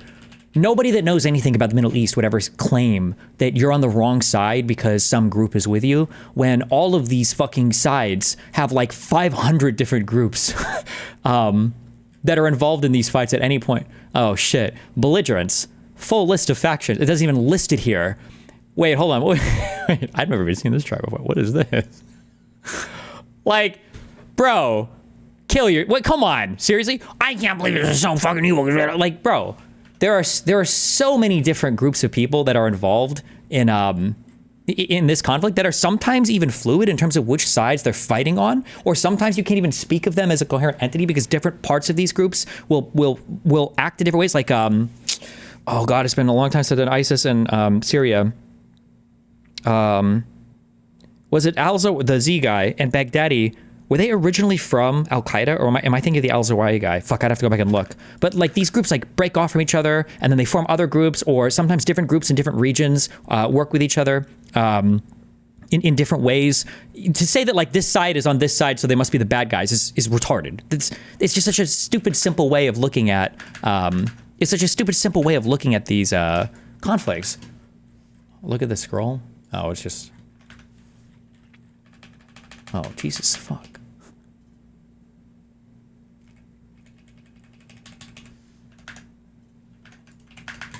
tons of weapons into that conflict. When Donald Trump, now it is true, by the way, that, you are correct that like there certainly were military actions taken against ISIS after they invaded Iraq, which was not supposed to be part of the plan. There was also a lot of military actions taken by Vladimir Putin against ISIS after he came in on Assad's request, as you know.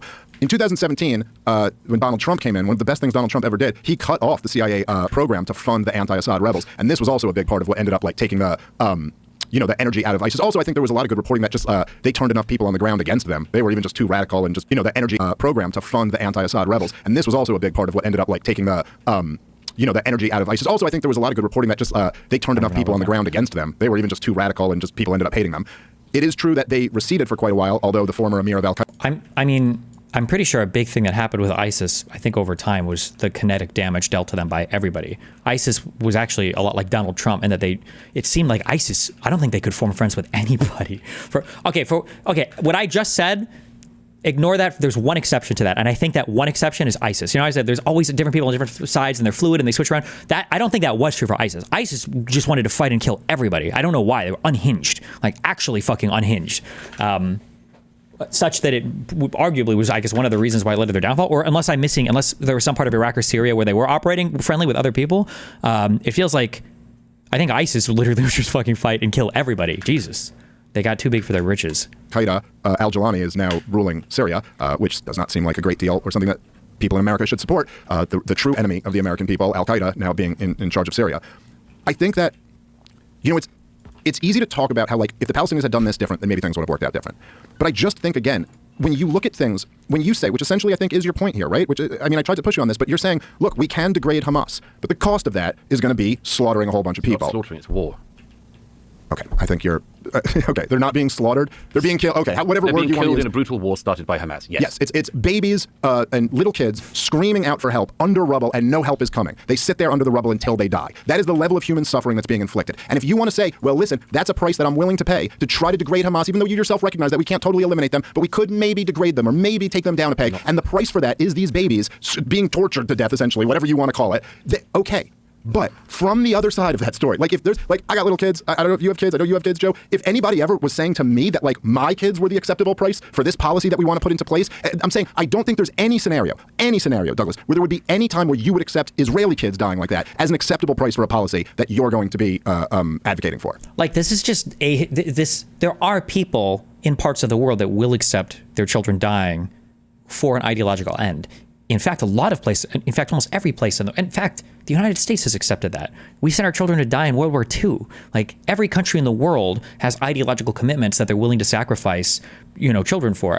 Maybe I'm equivocating on children here, I guess, because 18 and under 18 is a difference. But like Palestinians have said over and over again that they're willing to accept some level of death in their child populations. We've watched it in a million different videos, and we've seen it the way this war has basically happened, right? That they're willing to accept some level of civilian death, including children, in order to further an ideological end.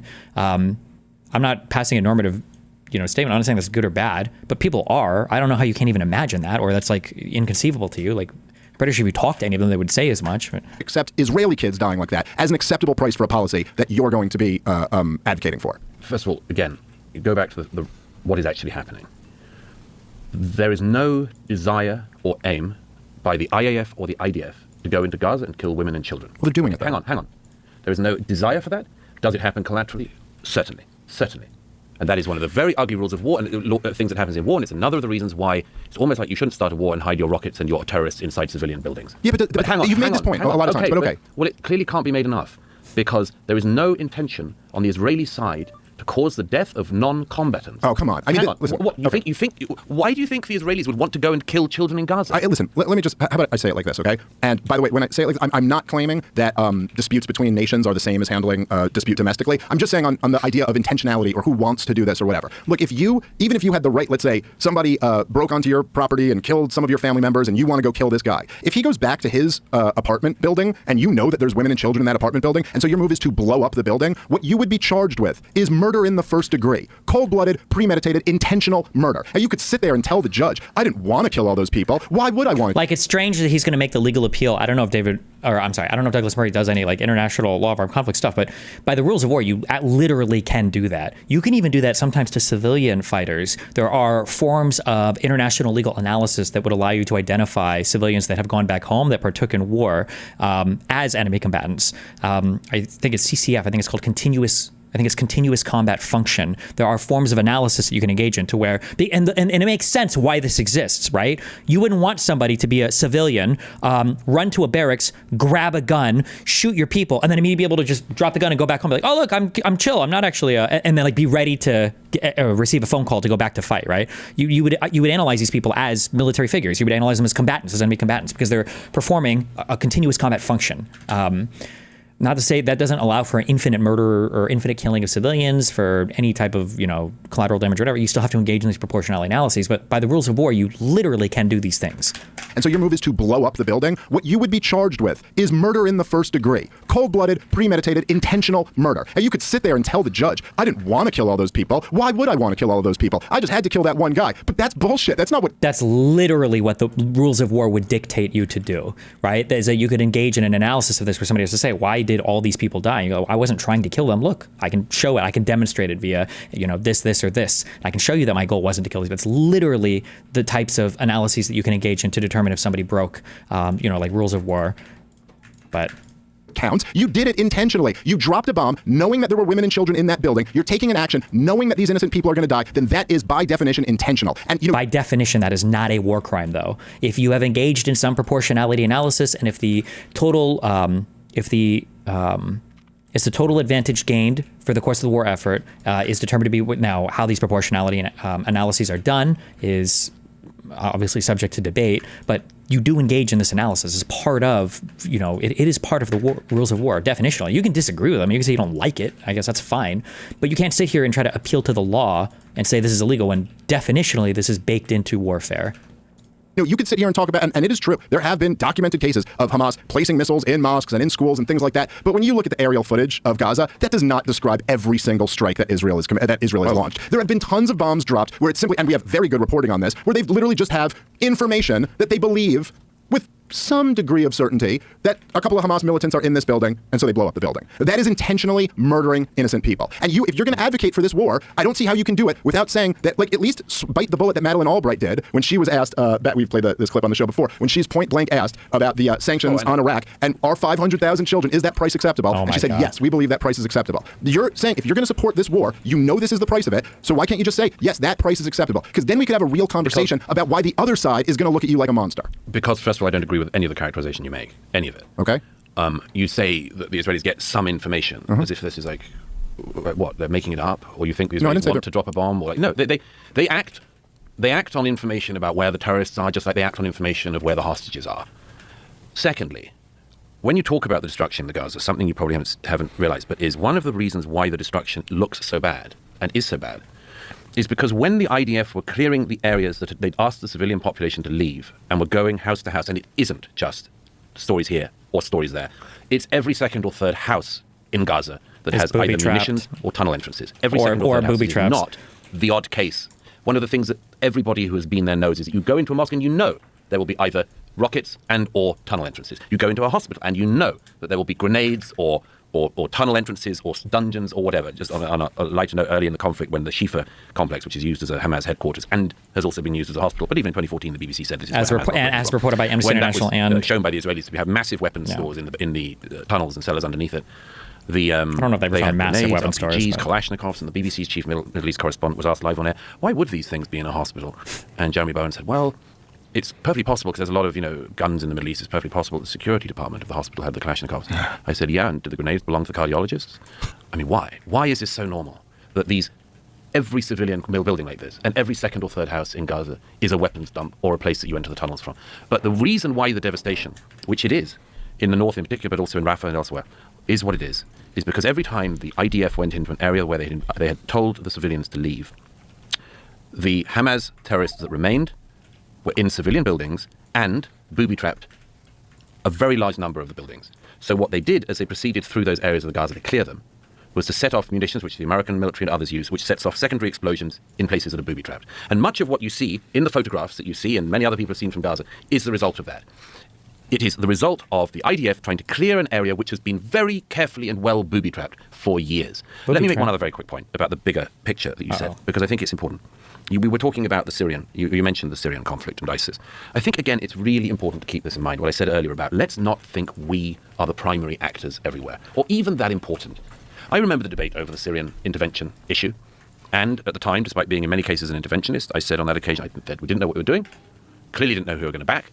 If you remember, John McCain went to Syria to speak to some rebels, and one of them immediately turned out to be a kind of head-hacking jihadist, and that wasn't great.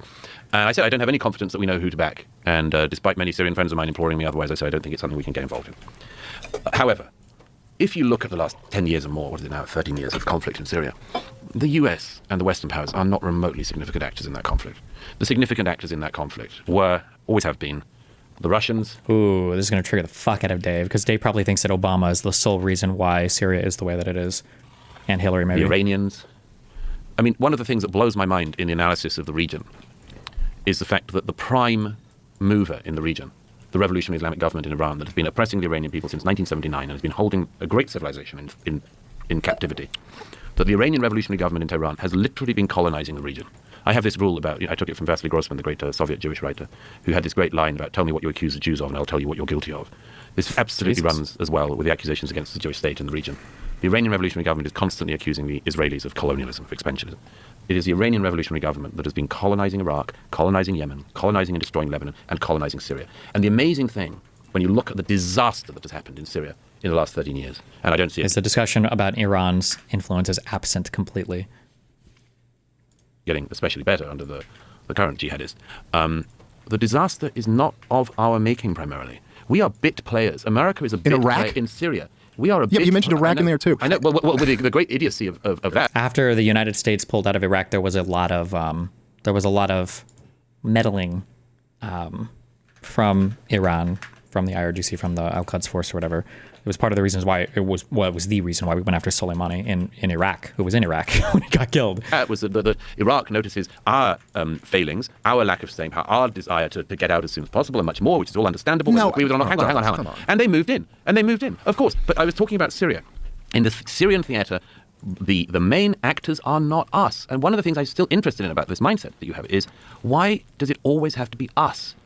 It's other people who have actions in the world. The Russians, the revolutionary government in Iran, they are so busy. I think in the region. This is all about framing here, because I don't think I've ever once made this claim. You've made this point several times so far, but I've never once made the claim that everything is always us. I think you're the one who's downplaying the influence and impact that we have. We are, after all, when I'm saying the United States of America's federal government is the largest, most powerful organization in the history of the world. It is the world empire. And to sit there and say Iran colonized Iraq, no, George W. Bush invaded the country on a bunch of lies, a war that you supported. He went in there and overthrew Saddam Hussein and installed democracy in the Shiite majority country. Of course, he handed the thing over to Iran, but to say that had no impact on Syria, or that the U.S. military funding and arming the anti-Assad rebels had no impact, I'm not claiming the entire thing is America. Bashar al-Assad was an actor. There were other forces there aside from the U.S. Meddling there. But at the same time, you got the most powerful government in the history of the world, who, as we all know, put Syria on its 7 countries in 5 years list of who we're going to go overthrow. And it's had a profound impact on the region. Of course it did. It was a huge contributing factor to that civil war to begin with. I think America is obviously a major actor. It certainly could be, is meant to be the major actor on the world stage. I think that the history of the region, and many other regions around the world, is that America does not have either the staying power, the capability, the intelligence, the kind of people that you would produce in order to have the kind of impact that you actually think it has. American weakness in the Middle East has been, I say this as somebody obviously from Britain, but when Britain was a dominant world power, she produced the type of person who was keen to go and be a governor of, a stan somewhere and learn the local dialects and, run the civil service. You guys were better at empire than we are. The point is they produced that sort of person because they wanted to stay. America has never produced that sort of person, and it certainly hasn't in the Middle East in particular. It acts militarily on occasions, and in my view, sometimes well, sometimes poorly. But the reason why America was so badly outplayed by the mullahs in Iraq was simply that, as you say, after the war, America had nothing like the staying power of the mullahs in Tehran, had nothing like the ability to effect post-war change like the Iranian revolutionary government did. And so, yes, if we create a vacuum like that, or somebody else creates a vacuum, and after all, we did not cause the beginning of this, the West, I'm saying on this occasion, did not cause the beginning of the Arab Spring, as it was optimistically called at the beginning, or the beginning of the revolutionary uprising in Syria in 2011. These things were ground up, and the actors in the region moved in much more deftly and effectively than we did. It's the same with Lebanon. It's the same with Lebanon. America doesn't even have eyes over Lebanon.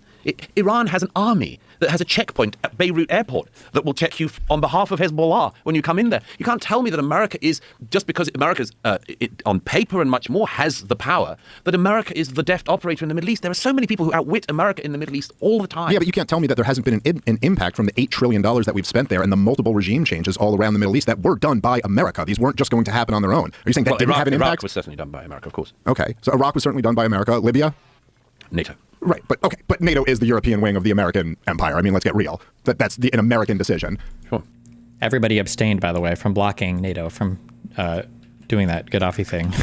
Like, Gaddafi was not a good guy, but right. I'm saying it's not because some random European country decided. Go back just because the Libyan intervention I was pretty iffy about at the time, but that was done not to create an empire or anything like that. It was done for one very clear reason, and I remember one very clear reason. What's he going to say?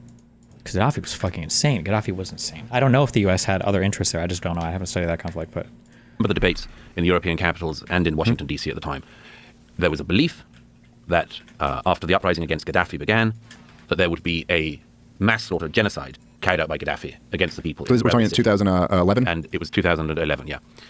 There was a belief, everybody believed it. He had started, his son, if you remember, Saif Gaddafi, formerly of the London School of Economics, showing that we can produce the best.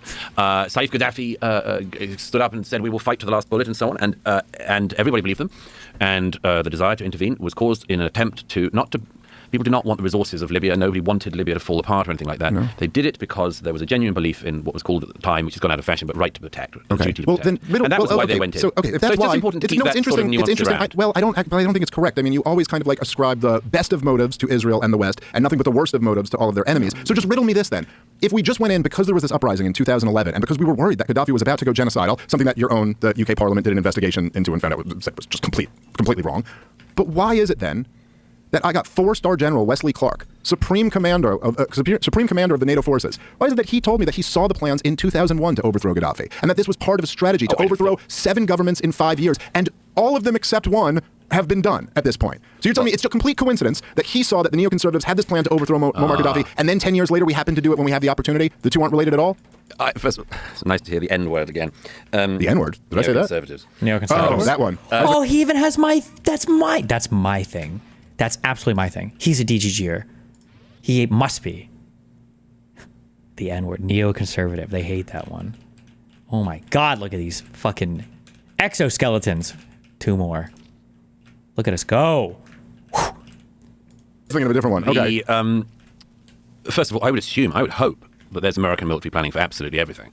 I would hope that there is a scenario for absolutely everything somewhere in the American Pentagon. Or but he didn't say we're drawing up war games. He said this is the plan that we're going to input. I would assume that, I would hope that, any major power like America would have plans in place for almost everything that is likely, including America should have started planning for some kind of kinetic force in Libya from the 1980s. Of course there'd be plans. Yeah, but again, this is not what Wesley Clark said. He wasn't saying like we've drawn up war games. We've drawn up war games with everybody. We have war games with China, war games with Russia. We've mapped out how a kinetic war would work, even with countries that have nuclear arsenals, like just in case we have to fight a traditional war and nukes aren't being used. That's not what he's talking about. He said that not only he was told we're in Afghanistan now. This is late 2001. He goes, next we're going to Iraq. After that we're going to Libya. After that we're going to Syria, Somalia, was it Sudan, and finishing off with Iran. He laid out the path of what we're about to do, and then we did it. In the next administration, you don't think there was any connection between those two? What, we did Somalia and Sudan? No, I'm sorry. I'm sorry. If you go look at the list of 7 countries, it was Iraq, Afghanistan, Syria, Libya, I believe Somalia, Sudan, and Iran. I believe. Why would America want to do any of those things? Who? Also, what are these countries that we're talking about? Like, how often are regime changes happening in Libya, happening in Syria, happening in Sudan anyway? Like, I feel like. Especially if you were saying this back in like the 70s or 80s, well, I mean, if you just wait long enough, I feel like all of these countries are going to regime change at one point anyway. No, like Sudan and Iran, I believe. Why would America want to do any of those things? Who wants to do it? Well, what he said is that essentially these plans. He said later in an interview with Piers Morgan that he had seen the plans at first in 1991, that they came from Paul Wolfowitz. That basically then they got what's funny about what the 4-star general said. It's okay, continue. No, I'm just curious. What's laughable about this?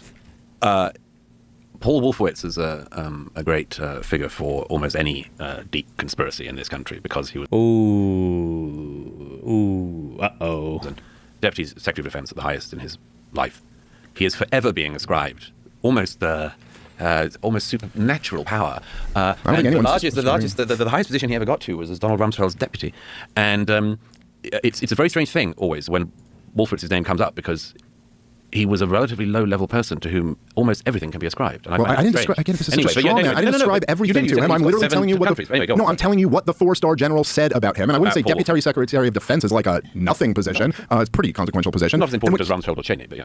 Yeah, agreed. But who said it was? No, fire on. I just feel like you're batting down straw man. I never said that he is the creator of all conspiracies or anything. I'm literally saying that the 4-star general said that he first saw the plans from him, that he had brought this to the National Security Advisor, and it had basically been like, we'll look at this after the election, and that then it was resurrected later by Richard Pearl, and that these guys were producing. Again, not me saying this. This is 4-star General Wesley Clark. He said in a study paid for by the Israelis. And yeah, you can laugh at this all you want to, Douglas, but you can go read the clean break memo for yourself. This was the neoconservative strategy, along with their counterpart, the Likud in Israel, that they wanted to remake the region in a way that, and I'm sure by their own justification, they believed that democracy would sweep the region and it would be better off for them. Nonetheless, they pursued this path that has ended in nothing but disaster. And I don't think that to say that in 2011 it was like a purely humanitarian mission to go overthrow Muammar Gaddafi, I do not think is right. Well, first of all, before I get to the substance of it, why would they want the current situation in Libya? Huh? Why would they want the current situation in Libya? Well, because they wanted Gaddafi out. Why? Well, okay. This is always like the killer question sometimes when you hit on some of these like conspiratards. It's like, okay, just tell me the end game here. Okay, like what is the actual goal? Like what's the plan here afterwards? Okay. Because it seems like these types of conspiracies we're talking about, that people do these things, this is just like bad for everybody, including us. Like, how do we even profit from the situation? Okay, if you read the clean break memo, what their argument essentially is that you wanted to have regime change against the hostile surrounding Muslim countries. But was Gaddafi not hostile to Israel? To Israel, yeah, sure. But he was, I mean, the European... Wait, how, and I generally don't know, what was Libya doing to Israel? Did I miss, was there a thing? I'm racking my brain here. I feel like Turkey was more, like shit came from Turkey. That whole flotilla incident, those people came through Turkey more than anything I remember from Libya, but okay. Was Gaddafi not hostile to Israel? Like, no offense, like, wasn't X person who is in an Arab country hostile to, like, your answer is basically yes to almost everybody at that point. Like, what's your point? I don't know. Sure, but he was, I mean, the Europeans and everybody else in NATO found that Gaddafi was a really relatively easy person to get on with latterly. Right. I think it was an insane policy. No, but you'll notice that after he hands over the nuclear program and thus makes himself very vulnerable, unfortunately, for the future of world peace, Libya has been unutterably disastrous for Europe. Hang on. No, just a clarifying question. Disastrous for Europe. I agree with you. And Somalia and Sudan, why does America or Israel want to like do regime change in Somalia? Can I just ask you a clarifying question on this? When you say that was a disaster for the prospects of world peace, you mean overthrowing Gaddafi was a disaster? I say that him being... Sorry, I should have clarified. My thing is, Him being overthrown after he's given over the nuclear weapons is a disaster because it leaves on the table this thing that you have to hold on to nuclear weapons, and if you don't hold on to nuclear weapons, you could be dead. Do you think maybe the Israelis should stop using the term the Libyan model to push for negotiations with Iran? No, I don't think anyone should use what happened to Gaddafi as being a good precursor. Well, we certainly have a lot of agreement there. It was an absolute disaster, particularly to do it, to let a guy get sodomized to death after he denuclearized is not a good precedent to set. I agree, and that's one of the reasons why Iran wants a nuke so bad. Well, I'm not sure it's just to avert being sodomized to death, as you put it, but yeah, they want a nuke because if you like what the Iranian revolutionary government's done since 1979, you'd love what they'll do with the world when they've got a nuke. But anyway, put that aside for a second. I mean, I'm sorry, we slightly come back to where we started, but when you start talking about Paul Wolfowitz and Richard Pearl, it's all awfully noxious smelling. Richard Pearl was a member of the Defense Policy Board, which had an advisory capacity toward the Pentagon in the early 2000s.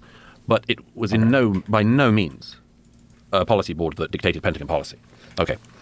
In the last 30 years of American foreign policy, there have been many major actors. And Paul Wolfowitz is a relatively major one. But we come slightly back full circle. In my view, I'm not saying you're guilty of this, certainly not knowingly.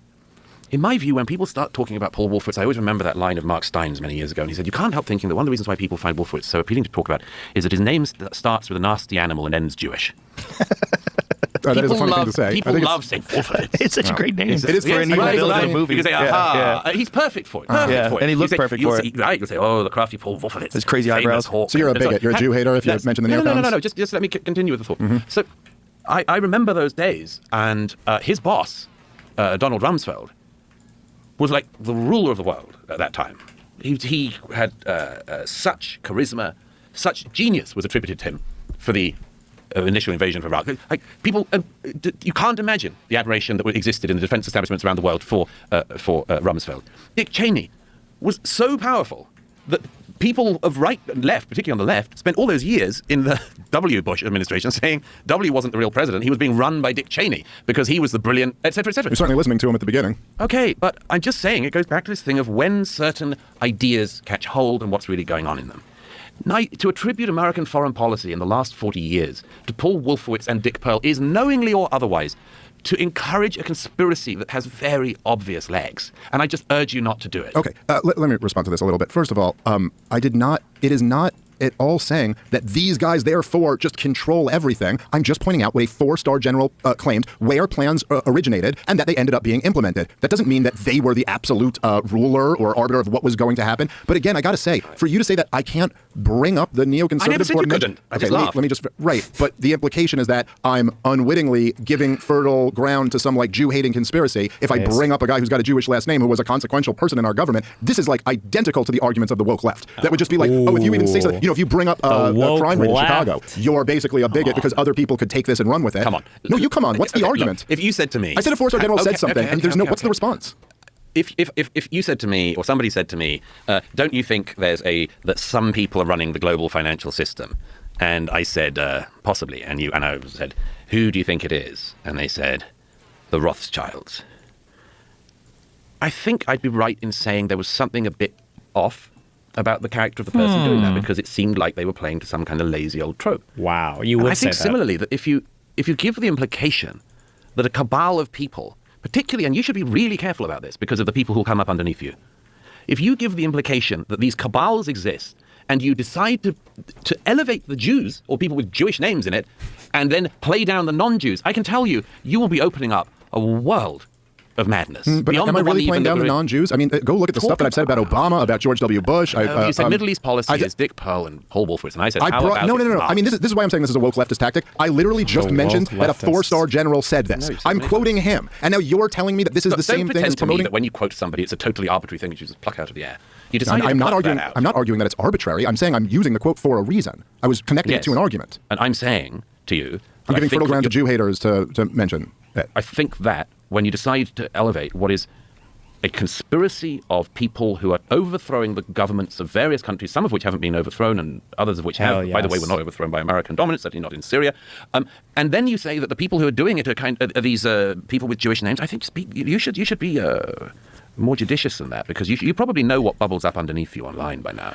Yeah, look, I mean, there's no question that there are, no matter what, and by the way, it's funny just hearing you say this to me. I mean, look, and by the way, I completely agree with you. I think you've been one of the best champions on opposing Europe's insane immigration policy. I also think the United States of America's had an insane immigration policy. I'm happy to see that that seems to be being reversed. But imagine you made a point about immigration, and I were to say to you, be careful what's bubbling up online, because now look, the fact is, if you are taking a position that opposes, say, Muslim immigration into the UK, then yes, it is quite possible that a lot of people who really just hate Muslims are going to end up liking what you had to say or following you. But that doesn't mean you're responsible to it. And if I were to say that to you, you would be the first to very eloquently point out that that is a complete non-argument. I would hope Murray, this is the end here. Murray has won my heart. If Murray says this, he won't say this, okay? But it would be so cool if he did. It's not so much that you would change the things that you were saying if you were to notice those people coming up underneath you. It's just that if you were aware of it, you would be saying things to make sure that those people knew for sure that they didn't have an ally in you, right? That he probably wouldn't change the statements he's making on immigration, which is fine. But if he knew that he had a penchant of saying something that was gathering a certain kind of audience, or that there was a certain type of person that listened to him that was believing a thing, he would probably address it more. I would hope that that would be the statement that any reasonable person who thinks there's any responsibility whatsoever in curating an audience, I would hope they would say something like that, but we'll see what he answers with. The question is this policy good or is it bad? And whether there's not, and if you want to say to me, hey, I should disclaim when I make this point that hey, I'm Jewish, I love Jewish people, the fact that there were some Jewish people involved in our foreign policy establishment does not mean that it's the Jews, then fine, I'm happy to say that. But I just think it's a non-argument to say that you're kind of you're creating fertile ground for this hatred. If I'm being completely honest, I think we've seen what you're talking about bubbling up on Twitter. Do you think that's gotten worse over the last 18 months? Yeah, sure. Right. I think kind of what Israel's doing in this war and the U.S. funding and arming it have been something that is really a great facilitator for that stuff to bubble up. As I said, we could go back to that. I disagree. I think that Israel has every right to go in and destroy the terrorist group that carried out massive... Yes, again, but no one's arguing that they have the right to destroy the terrorists. The question is they have the right to kill innocent people. Again, which I think we've done. Which is not answering what I'm saying. I think I've already answered that. But just to go back to the meat of that, I think you don't realize that actually people like me who have a voice and write and much... Oh my God, is he going to say it? We do spend a great deal of time paying attention to who's listening to us and what they're saying, and if there are people that are way out of whack with what we believe, we make sure to address that. Will he say it? More. Do think about that all the time. It's a profound concern and responsibility. I agree. Yes. Shut up! You don't agree. Dave Smith, shut the f*** up. You just said, what can I do? There's nothing I can possibly do. You can't tribute. I can't control every single person.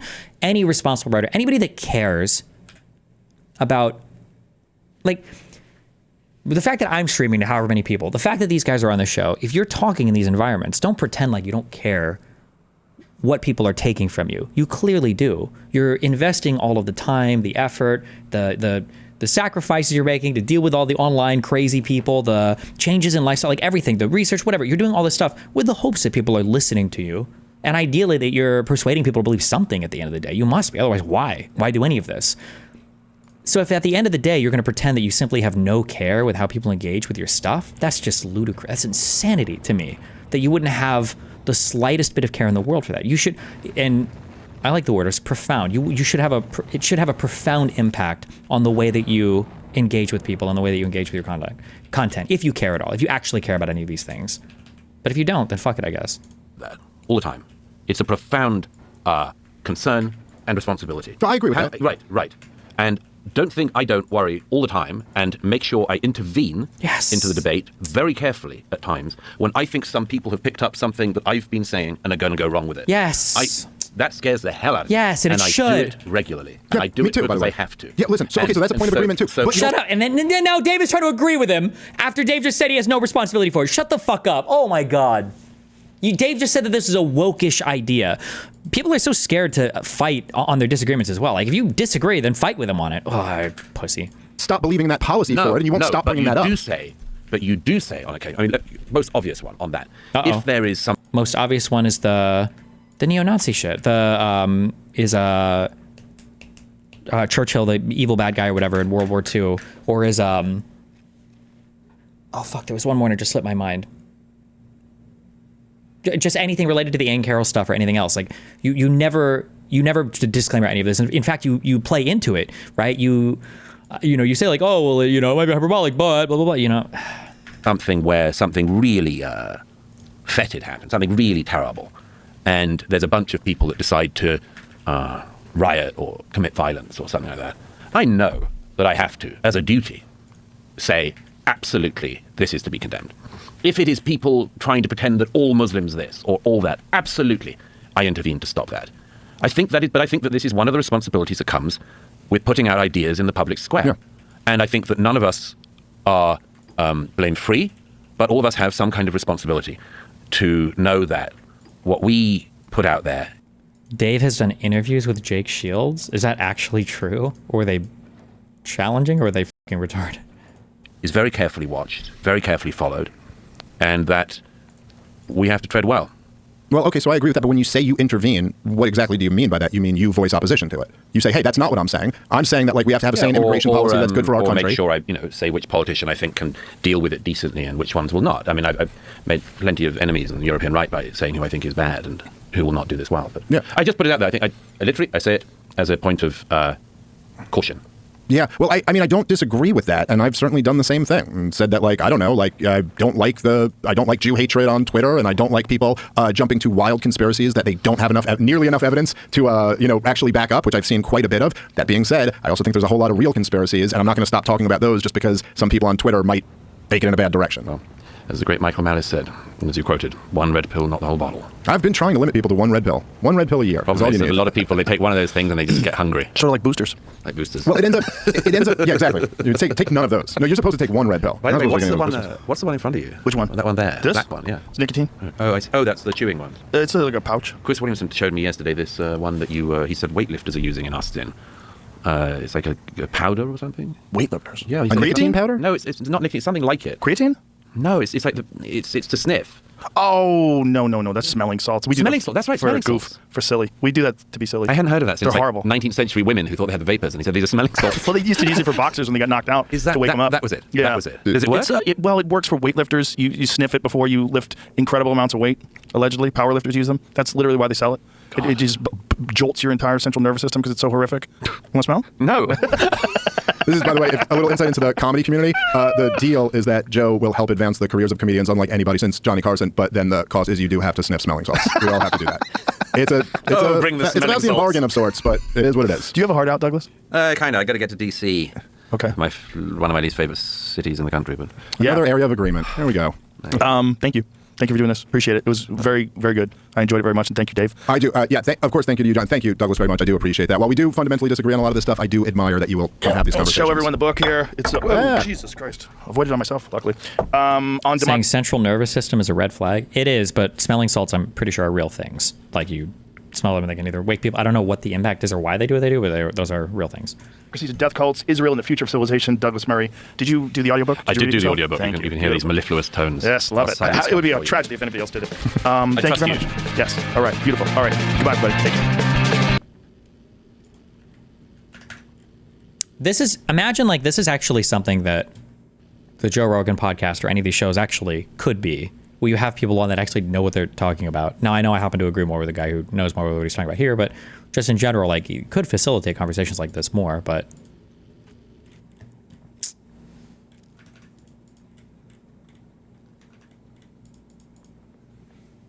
Read the comments. Damn, 2 minutes in and I can feel the tension in that room. 40 minutes in, here's a summary. Douglas, people claim to be an expert, then hide behind, I'm just a comedian when they're challenged. I've never claimed to be an expert. You see, Joe, this is the problem when people who aren't experts talk about this stuff. Are you saying only experts are allowed to talk about this stuff? No, you don't need an expert to talk about this stuff. Repeat these quotes 6 to 8 times. You'll basically listen to the first 40 minutes of the podcast. Wow.